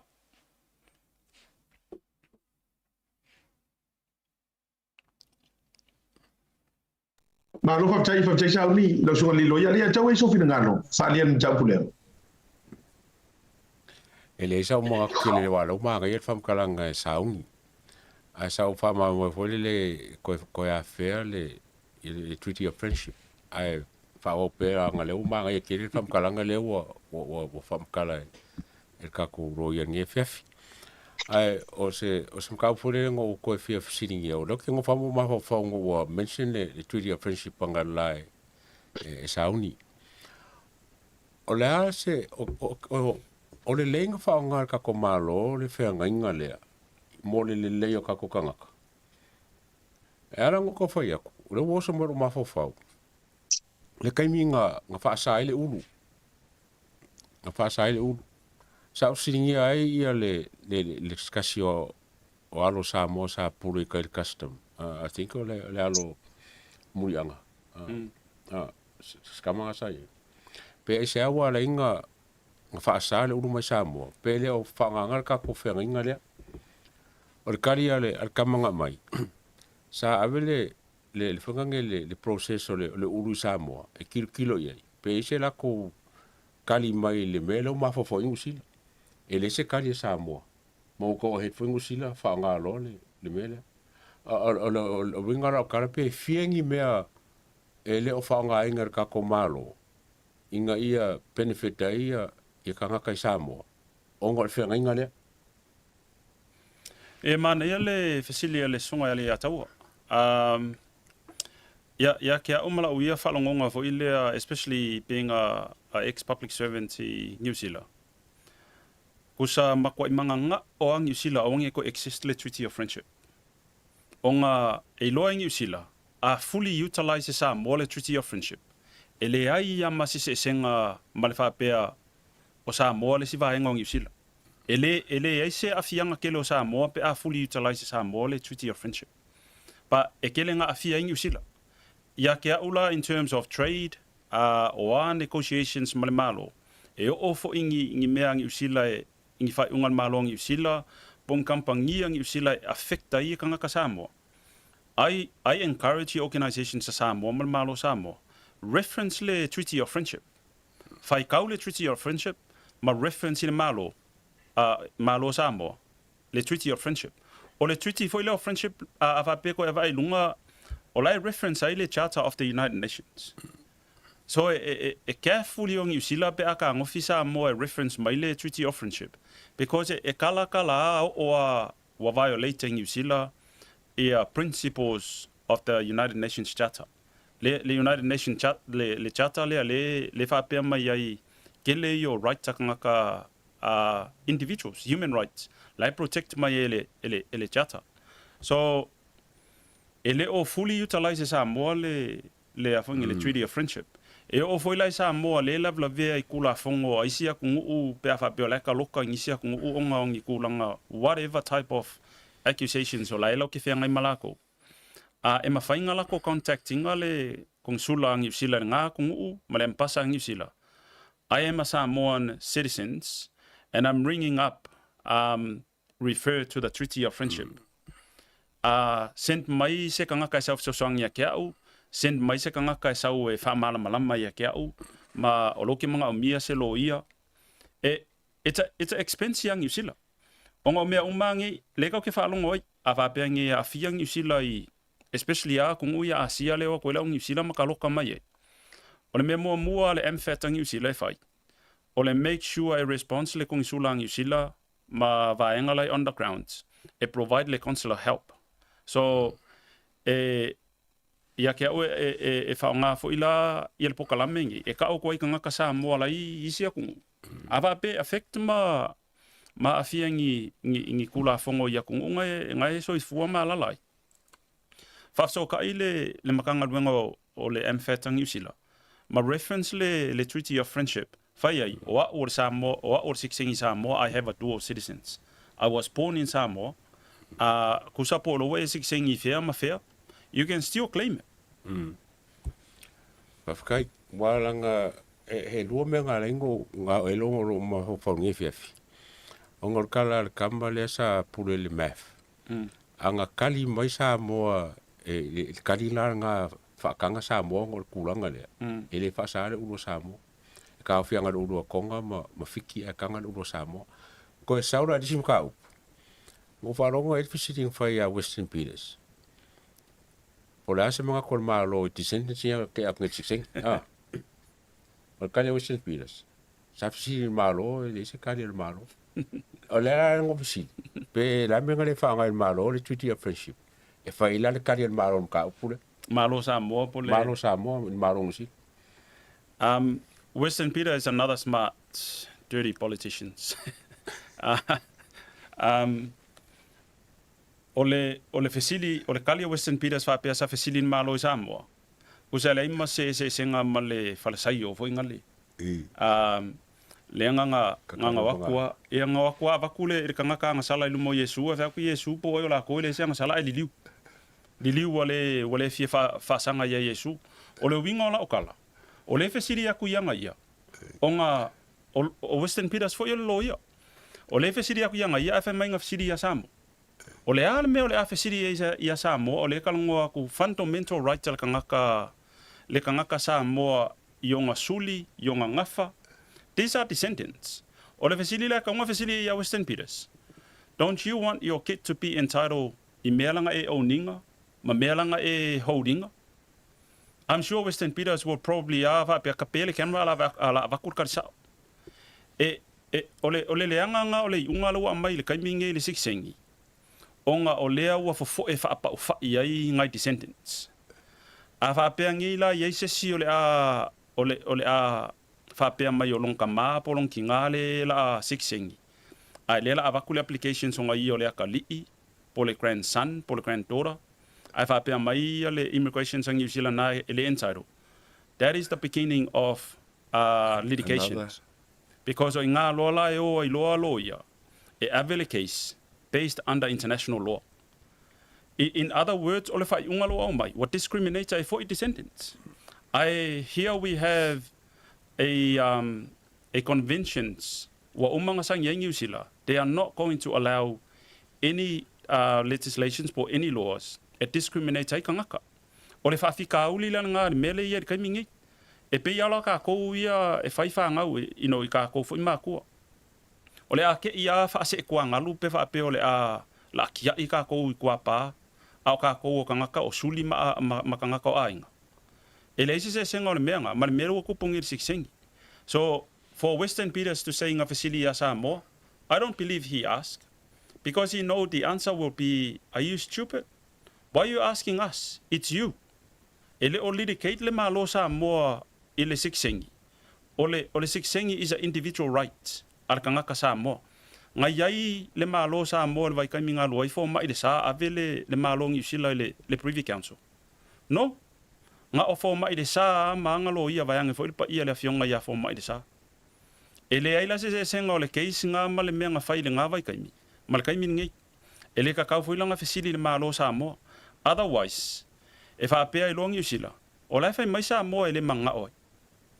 And Western Peters, will he ever mention le ngō ka ipo le ngō se kangaka Samoa ngā whesiri? He will never. Ai a whai whesili. E whai ngā Treaty of Friendship e kali mai Samoa yang usili. Like Treaty of Friendship, so se kangaka ia ilanga ia discuss le Treaty of Friendship ma New Zealand and New Zealand government officials. E ma whai fuilanga ngā whapea Samoa yang New Zealand. What does the Treaty of Friendship says? Wako whai ka unga le Treaty of Friendship. A whapea fuila e raise Samoa le Treaty of Friendship. O inga fuila la whapea I yang New Zealand. Pe ia wole ka kaunga koe whaanga le Treaty of Friendship. Because wakele mea le la arus.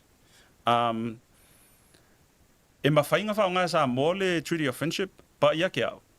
E le o le kali inga e ka kaunga kali ele malo, pe a whape whesiri aku I New Zealand. O le kali e ka kaunga kali ele malo Samoa, I sa uia wa ai whalkula whongo. E whai yang New Zealand. Why descendants? Do they have rights under international laws? O le kali lang New Zealand, o inga lola e loai. Le leanga o la ko mea le nga whai. Because a whape kali me whape ngā Samoa, without referencing the Treaty of Friendship, if I pay you sila, oh, le okango sa o mea sa mo loken mea ko kere fia kalango ai. Aro. E kau ise mga kufole le ngo lo wai malo si Treaty of Waitangi. Pe le kau fofola kalango le Treaty of Friendship mo le Treaty of Waitangi, which o le mukwa malo si la ngā treaty nge. Masuya inga male finga o maori lalo le whenga inga le. E whape ngā malo si le Treaty of Friendship. O ngā o Samoa lea kongu, e ngei New Zealand, e ke ngofo maulua ngei, e mawhaianga lodge ngei lau application for citizens, e le aise stand down period, and it's derived from the Treaty of Friendship. O le malosi ngā, and every treaty, the word treaty is considered as a very strong word pea o ngā, from an international law point of view. So e kukusa ma le malosi le Treaty of Friendship, a Samoa ma New Zealand, ma le Treaty of Waitangi, ale Crown, which is British, ma Maoli. Pe ava ai mei from the point of view they are treaties. Pa ole ese senga. Maoli el kaimia o mainga faika kalo o karaki al Maoli le kai au ma fau le Treaty of Waitangi. Ai le imoe le po ma fau le Treaty of Waitangi. Au kako. Ale ese me mo mai ai le se kupe mo mai ai. You not even care about the Treaty of Friendship. Ole vaenga le mana ia le utatu fa soila ile Treaty of Friendship. e ono afia le vai ngole quota e afia ai le vai ngole quota il Treaty of Friendship, and if so on ma fa fa ka me le fai mergi kai mi I pepe fai ngaruenga le tati fai atuai awa ole me sai ile amatanga sa mawala mano e sa wertanga te so lo pepe fai ngaruenga I New Zealand ale o tala tu fa fai ka ia ole me foi sa fe lo sa so se pepe fai ngaruenga ale fu to sa u termine ale accredited law company in New Zealand ile immigration ele me fai o ese token o se job offer fo ile le mota pero we ngala ukala o le Treaty of Friendship o se approach government to government o se approach e fai ai o ia au e laki ai lava au e pila to fa tu no tang e ko foi la ukala como fai ngala lo matua tina ia farma ilsa lo wana o le ua matua lilo malano umai to teli ile mai ama le songa o lea tamali I portina na lua ia e avela nga keisi nga ia fai o nga pepar nga kai a fisiri lai lo tamafofu le la ua makuala nga langa umai mara kele o le par pomu a komika le wai nei le umanuia me uia ele o se lau pasene ia le tūlanga o le au mai o le whatanganga ia ila tau citizen ia au le wa o yeise ai o le vai a le wika la le tu fatua ole me e ono fiso so angi ka ko malo ko pomu e ko e ka fa manga ku yang New Zealand o le ka ko friendship ole o ka wa le friendship au ka wa mama ku Africa ka stranger ile ka ole pala ingo visa online ole ko yo se officer ole o Africa ka me ole e o afirme le ko review ole friendship por me e o ka ko kingo ya e sa wa ia ko ia ko ko ke referi ki sa o ngiusi e sa o lelo so nonga set in the simplest of things if I pena ona ia te au yeah, it's a government to government level treaty it's an international treaty, so it's a bilateral agreement ia kong uelu o I kong wala o kai mia su ia kwai policy ang usila ile fainga o visa ma le lako kota o le kota ko so le kota leva ku sa moa ku sa pe o se parle nga add ile treaty in good le lingol me le intention ang usila ia instead of flooding New Zealand with Samoans lela avaku ia ngumela le apala ye kanga ka pe fia le ia kanga ka mafainga qualify mai ele pepa fainga luenga I think ole mea foi le ka kaunga mala mai ia kanga ka kokungu we are so privileged le ngongi New Zealand le Treaty of Friendship pa o isi kaimi waka ko follow al mele o ile au konga waka ko follow fo mele o ile au fiki waka ko follow fo mele o ile au inkia o ngalo fa pe e fainga ka ile fainga o pepa va engala therefore ele privilege ya ka ko ele ai ma se treaty ya ko ngi le nga ka o momo mangiusila in terms of as friends e ile kanga ka wo facing leva nga sa mai sa mo wo mawolonga wa mailonga ngore se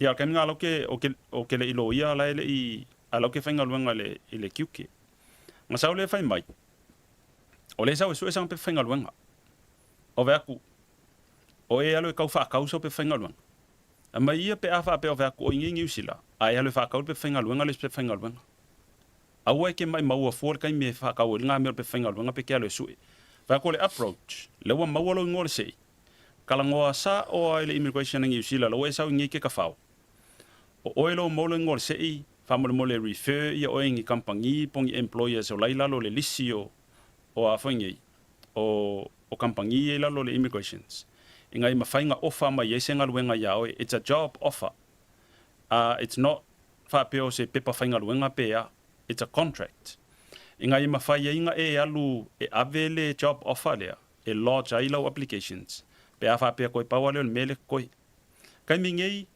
o la wango fo maul ka kanga I'm sure lo fo usixengi and I'm sure lo wai australia o le winga la kala ese ale va ai yang usila ya ka ko pe afa pe sa ole ka ko approach pe aka ko mafau fau le treaty of friendship ai o ya ke o mala o ya foi ko lalo le malo kai mingei mangi fainga malo iluma be very attentive I policy yang usila especially a policy about immigrations e or kai mi afa pe yang usila la si ilunga le ka o le visa la si ilunga le amale ai processes I lako officer makanga wenga officer of mlanga inga po lako diplomatic office here overseas kami kongwanga kaunga ngapi line mai lo se kalusangan malo Samoa. Is that the same with us given we have a treaty of friendship? Abaku se kali yang usila ia kama fa yang because o malili yenga ia ele expose kelinga lang ke ufa pesia kung we want a treaty of friendship se ale treaty nga yang usila ka ko pe afa pe sa or fa ko ko ke o pa ole kele o kai mi pe ya kala ngole sa mo mar konga nga fa pelo konga it's very hard for me toko nga fa pe ya fo le sa mo e fa nga ka fo ila ya ke ele fa nga ka pe fa pe sa or fa ko ke ui sa o ya ola u fa ya onga ele pepa le immigration law this is a law yang mako annoying ale fa nga malo Helen Clark Deborah Manning ole kala le ale lo ia lea.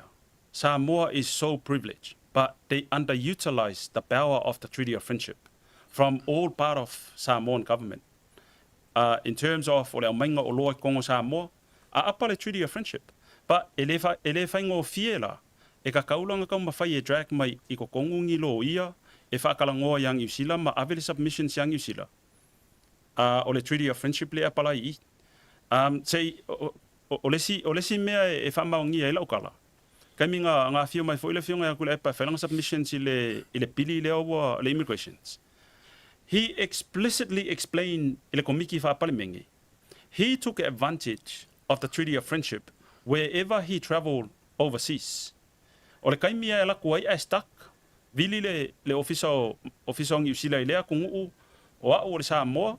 O loke vili aku, e koke o mai le fisosoangi loke mga umia, onga o le Treaty of Friendship.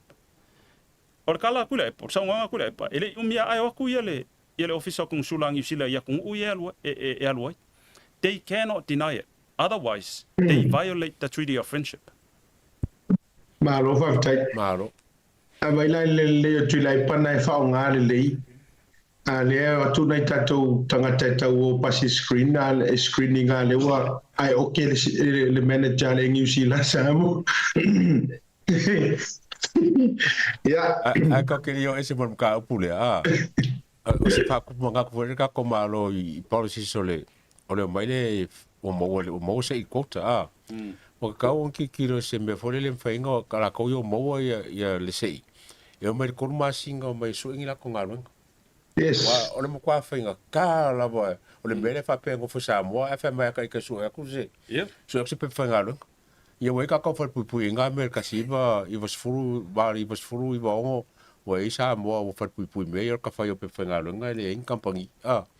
Ai e ka ia os ka singa se va nga le leila pa fa Samoa mangusila. Ole lawar ka nga ka wala ber sei. Sau de kon ma singa. Sau e suru lu nge so se nga lo. Mo ro nga runga ko foma ale mo nga runga kon masinga I ko ya Samoa malo e sauli vai nga le e tona yini nei fa ma venga le un fa fo tato fa nga malo ia wala nga I tupu fa to le tau lo o le tato langa langa nei ba nga le lei ia atonu fo ra sila ia ile mtanga ruenga bal mi amar mtanga ruenga vai fa fo I tūlanga o le whaongai, na fisosoni o tātou tunu wala ngai saorere. E inga ingisio ka ngaka, e koe umma le lea o ngā pepe whainga ruenga o yo ava ngore se. Le numero le sala, umma le e le I o mai lafa. E le whainga o fia fo I tangata nei mai le fo se mero le o le ngia company. E wa tātou e o fo iai uputu se sa.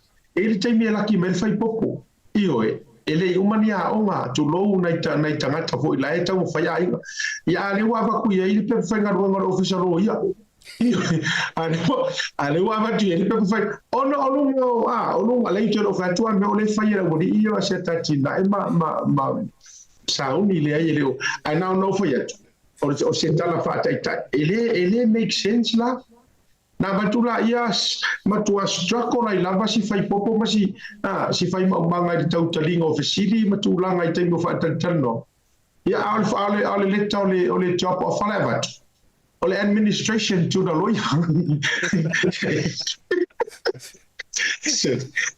o tato va ia ono le tau mo fai ava tuni fiso ni ngai nei tanga te sa mo walanga ole ango ai foi ngai pisingisi ngai kanga ia ku mo i fa ia ele o meet fo ile mahenga lea o si tia i runga le accreditation and immigrations. Iyo, walanga te tauna ia isi tua inga tupe teu te tonu o le company. O atu sona o whainga se fia se furu afe. Ilo aile soli te ole tūlanga ole mausali o tagat. Ia al tātou e tele nei company fo ie. Ele o ia se plus ole ai mata te tele negative i runga. Ole ke le alo ai ka ko pai ai pe o I e ono fetau ai la le sila fo tato fenga malo ya mo le ngai fo ilu ina ia mau ai fo ile so ninga mo le malo lo tele o si o tato ko tulo ole mata upu muri tau te fa so ai ono wa fa fo ile tu la ya e ono ya auto ya wa fa le va ya mato nei i California.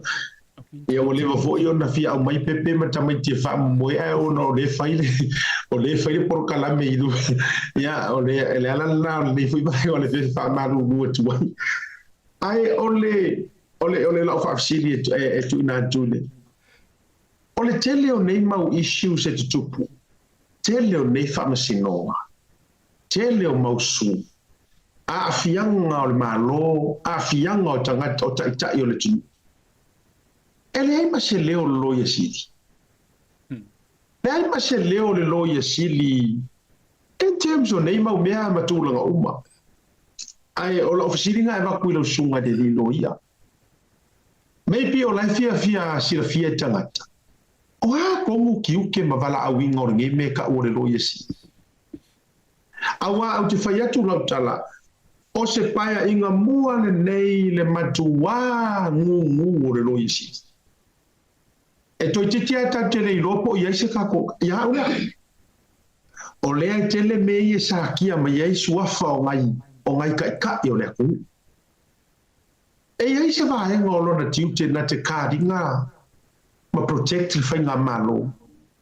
Marka o i aise inga descriptions wa pena. Po o mea foi o i o se si uru. O i o se si uru o se si pautu toa ale ayalangi me okupu nga uru e kuku ayar nga uru ele mingu iyo e mafaino ola ofisili na no fopea mafisili le foi fa nga solo le sifa msinonga le anu ne le foi afia ile sitanga tona malo ia le foi pu le foi le HRPP ia tele o nei mau mata upu e afia ile soifua e fa fefe ile ola i miniska ma where is she? Or is she still exist? Or me ala to fat em faina sa no boy or em tau fai ule to fa so fa mo le so. O ato fina ma Fafta ya asiata. Yeah, with great respect to la fiona ya sua fa be for yona tute fa le malo. Let us talk about ile title o le loya sili. Yeah, ole yeah, so se loya sili aso se kungu. He or she is the highest legal officer e yai pawa i lalo kula fongo. E mawhai e nga ia whaia se susuenga, e mawhai e ngon susuenga whal kula fongo, e mawhai e nga intervene whal kula fongo. And o le lo ia sili fo le kungu.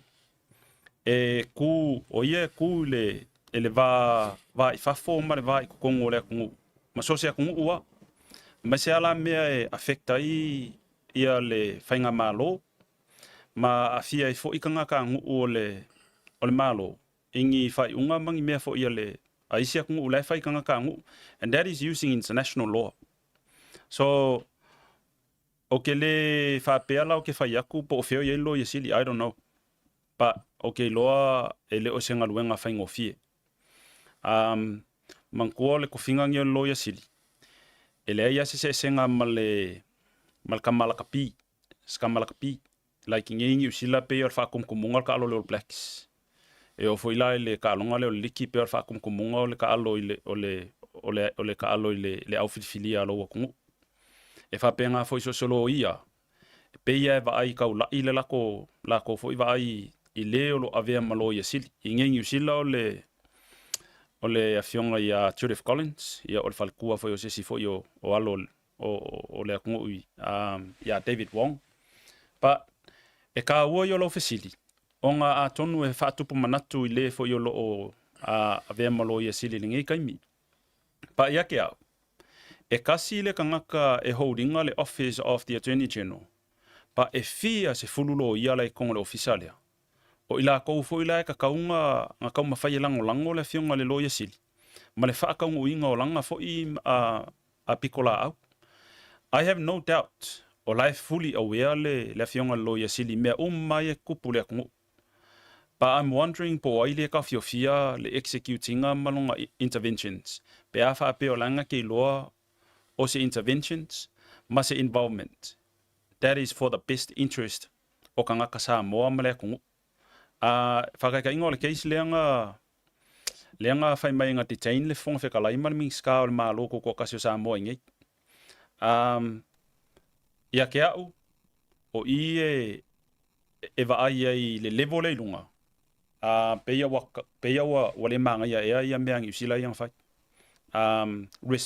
Protect le integrity o le office of the speaker, as well as a minister of an independent Samoan state.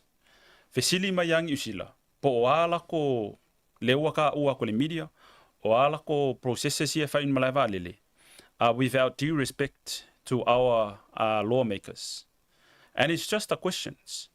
A kongo lai whai ai kau ke le oiloa inga. A kongo fo yo lai whaka o nguu ai le o mai luma. Ia ke au lau ke prefer inga ko inga approach whapenga. A orkanga ka fo ilea inga lue makau kua e au ngoa mase kau mawhai e whai loa aku I kangaka ia nga mea lai whai. Pa peonga e sau ngoa. Ia ke a. O le mingska o le fionga ia olo mingska malai valele. O le lo ia silia kaunga contacting a mainga ia New Zealand. Under her role as the Attorney General o le Malo Samoa, o laenga ke protectinga le constitutions le fa makalai. Ia ko finga ngei ua insult ele processes ale e New Zealand o le intentional e New Zealand. Pei fo onga fai mai explain aku. And also le mea la pseva lenga fai. So I think o lai ele o ngā male make la inga le kaukua ale fionga ia sua. Ke le fo ingisi mea le leo ke loa lai kam fai le fionga lo ia si le fai. Pa o ke lo fo lai si le fia le malo le kai o le malo malanga fai ngā malo. Ia ngā luenga o lai fai le lo ia si. Because anga fa pea ngi ele o le lei. Ia pe yor suinga le ngā sui mai ele vai kai mer HRPP okay lo foi ele ma fo malo ka foi nga sui pa o ke le manga o e speculate on ele ma ko ia professions it's about protecting the integrity of the professions malo fa tai lo su lo ya godfather ya sei salangi mai sau no ngale to e mata upu le tato por klame le manga le fiafi fa mo o mai aku ia ka upu ka o ngi fiafi ya me se foi e fa fonga le ku ya mosaro caro que mi quero que se por queso war que mi ngi wa qua fe pour la fi mori o fonga las veces mosaro ka ngaro que se por queso ai va ver fale a que se umi ai o le tei California le wo me California wa o se mai ro foi o le wo nei Long Beach California ya e lua farsa ye mo te fa sanga a mai ala o tsa ba tu isa ni nga fia nei po mo si la fia lo jogar fa malo fa ya fa te tele ro fi nga lo fa ali le nei va lo fa fia mai se lo sunga lo ya tara meta so fa forma wala tu do le tala le penga le tau tai o talinga fia longo pe o le monga isla fai ya le dei fia fi fo I le tomai ya me se fo yo le utanga sa ia e whanofo fi mani ai le to telo i la tau mata upu o lo tau sa ili ai po le ase whamani nonga ma se whamala malama anga pa te fo i le sunga le a taua ia e tu sa fo i o lana fisosoninga e se fo i o lona fo i to mai ma le tofa ia e whanau tele fo inisi o mata upu ia o lo tau whaapole pole fo i le atunu o beso re anganga le nao tatou programe le tau te iai e manga le fiafi ia o te loa ile ne fo ia fiafi ia ua le o to mouse table le tani tu lai fitu ia tatou usila ia e fa mai ai tatou programe o le tatou programe fai fo ile nei o le tatou balai ia la tatou toe feilo ai vai so fo ia ile tatou programe pe o programe fai o le tatou tau sanga nei on tatou to fai di viele mo masina i lua fio ai mo moli atolo faanga o le fionga umasa pele poe fua ma le fatua ia pele mo fua ia me se foi o le fionga ia poe fua solo ma le fletua ia i le la mota le au te faungaina ia awale tatou o kala me ni vanga o le fiafi ma totele a on tatou malanga mai tu se mafou ia o te whaia tūla o tala e tu waia o e mwhai ona wha mamumu tangata. A o te iloa lua sunga. E ese le vaenga e upe i rua ua, ese le kata e upe i rua e tau i rua patu. Io e tūlanga o maona o le misia fo imale nau se aso se tai au. Ia e tātou te whai malanga mai ai fo ilanga e te tau ona iei le aso. E tau te awhawhio mai e mili tino whaatasi mana e tātou wōma pa anga. Ia, me se la tau rungo le tātou tau te iai. O te malanga tai au i Alaska.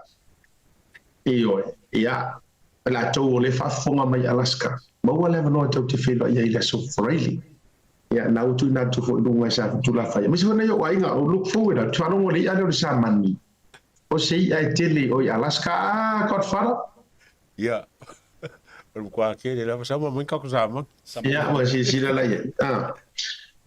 Wa leva foi o iai foi o mafuta foi ma io tamaiti le lai si le si le fia le casi se pa pe se va ser fa ia ai bueno le fia fi sa mola tinu pele lo tomre nganga se nganga o le tauta mari la fu ma batele ia ma tu le tu ia te autou maro tau titi fai tamba foi ato fa ma vai atu le fiafi ia ma le fionga o sunga le te wa mi sunga le no ia mo se ano lo file mu foi le fiafi tato fino ia foi il proclame masani lava ia il vai as fo e mo le fiafi alo fatele atu fa so foina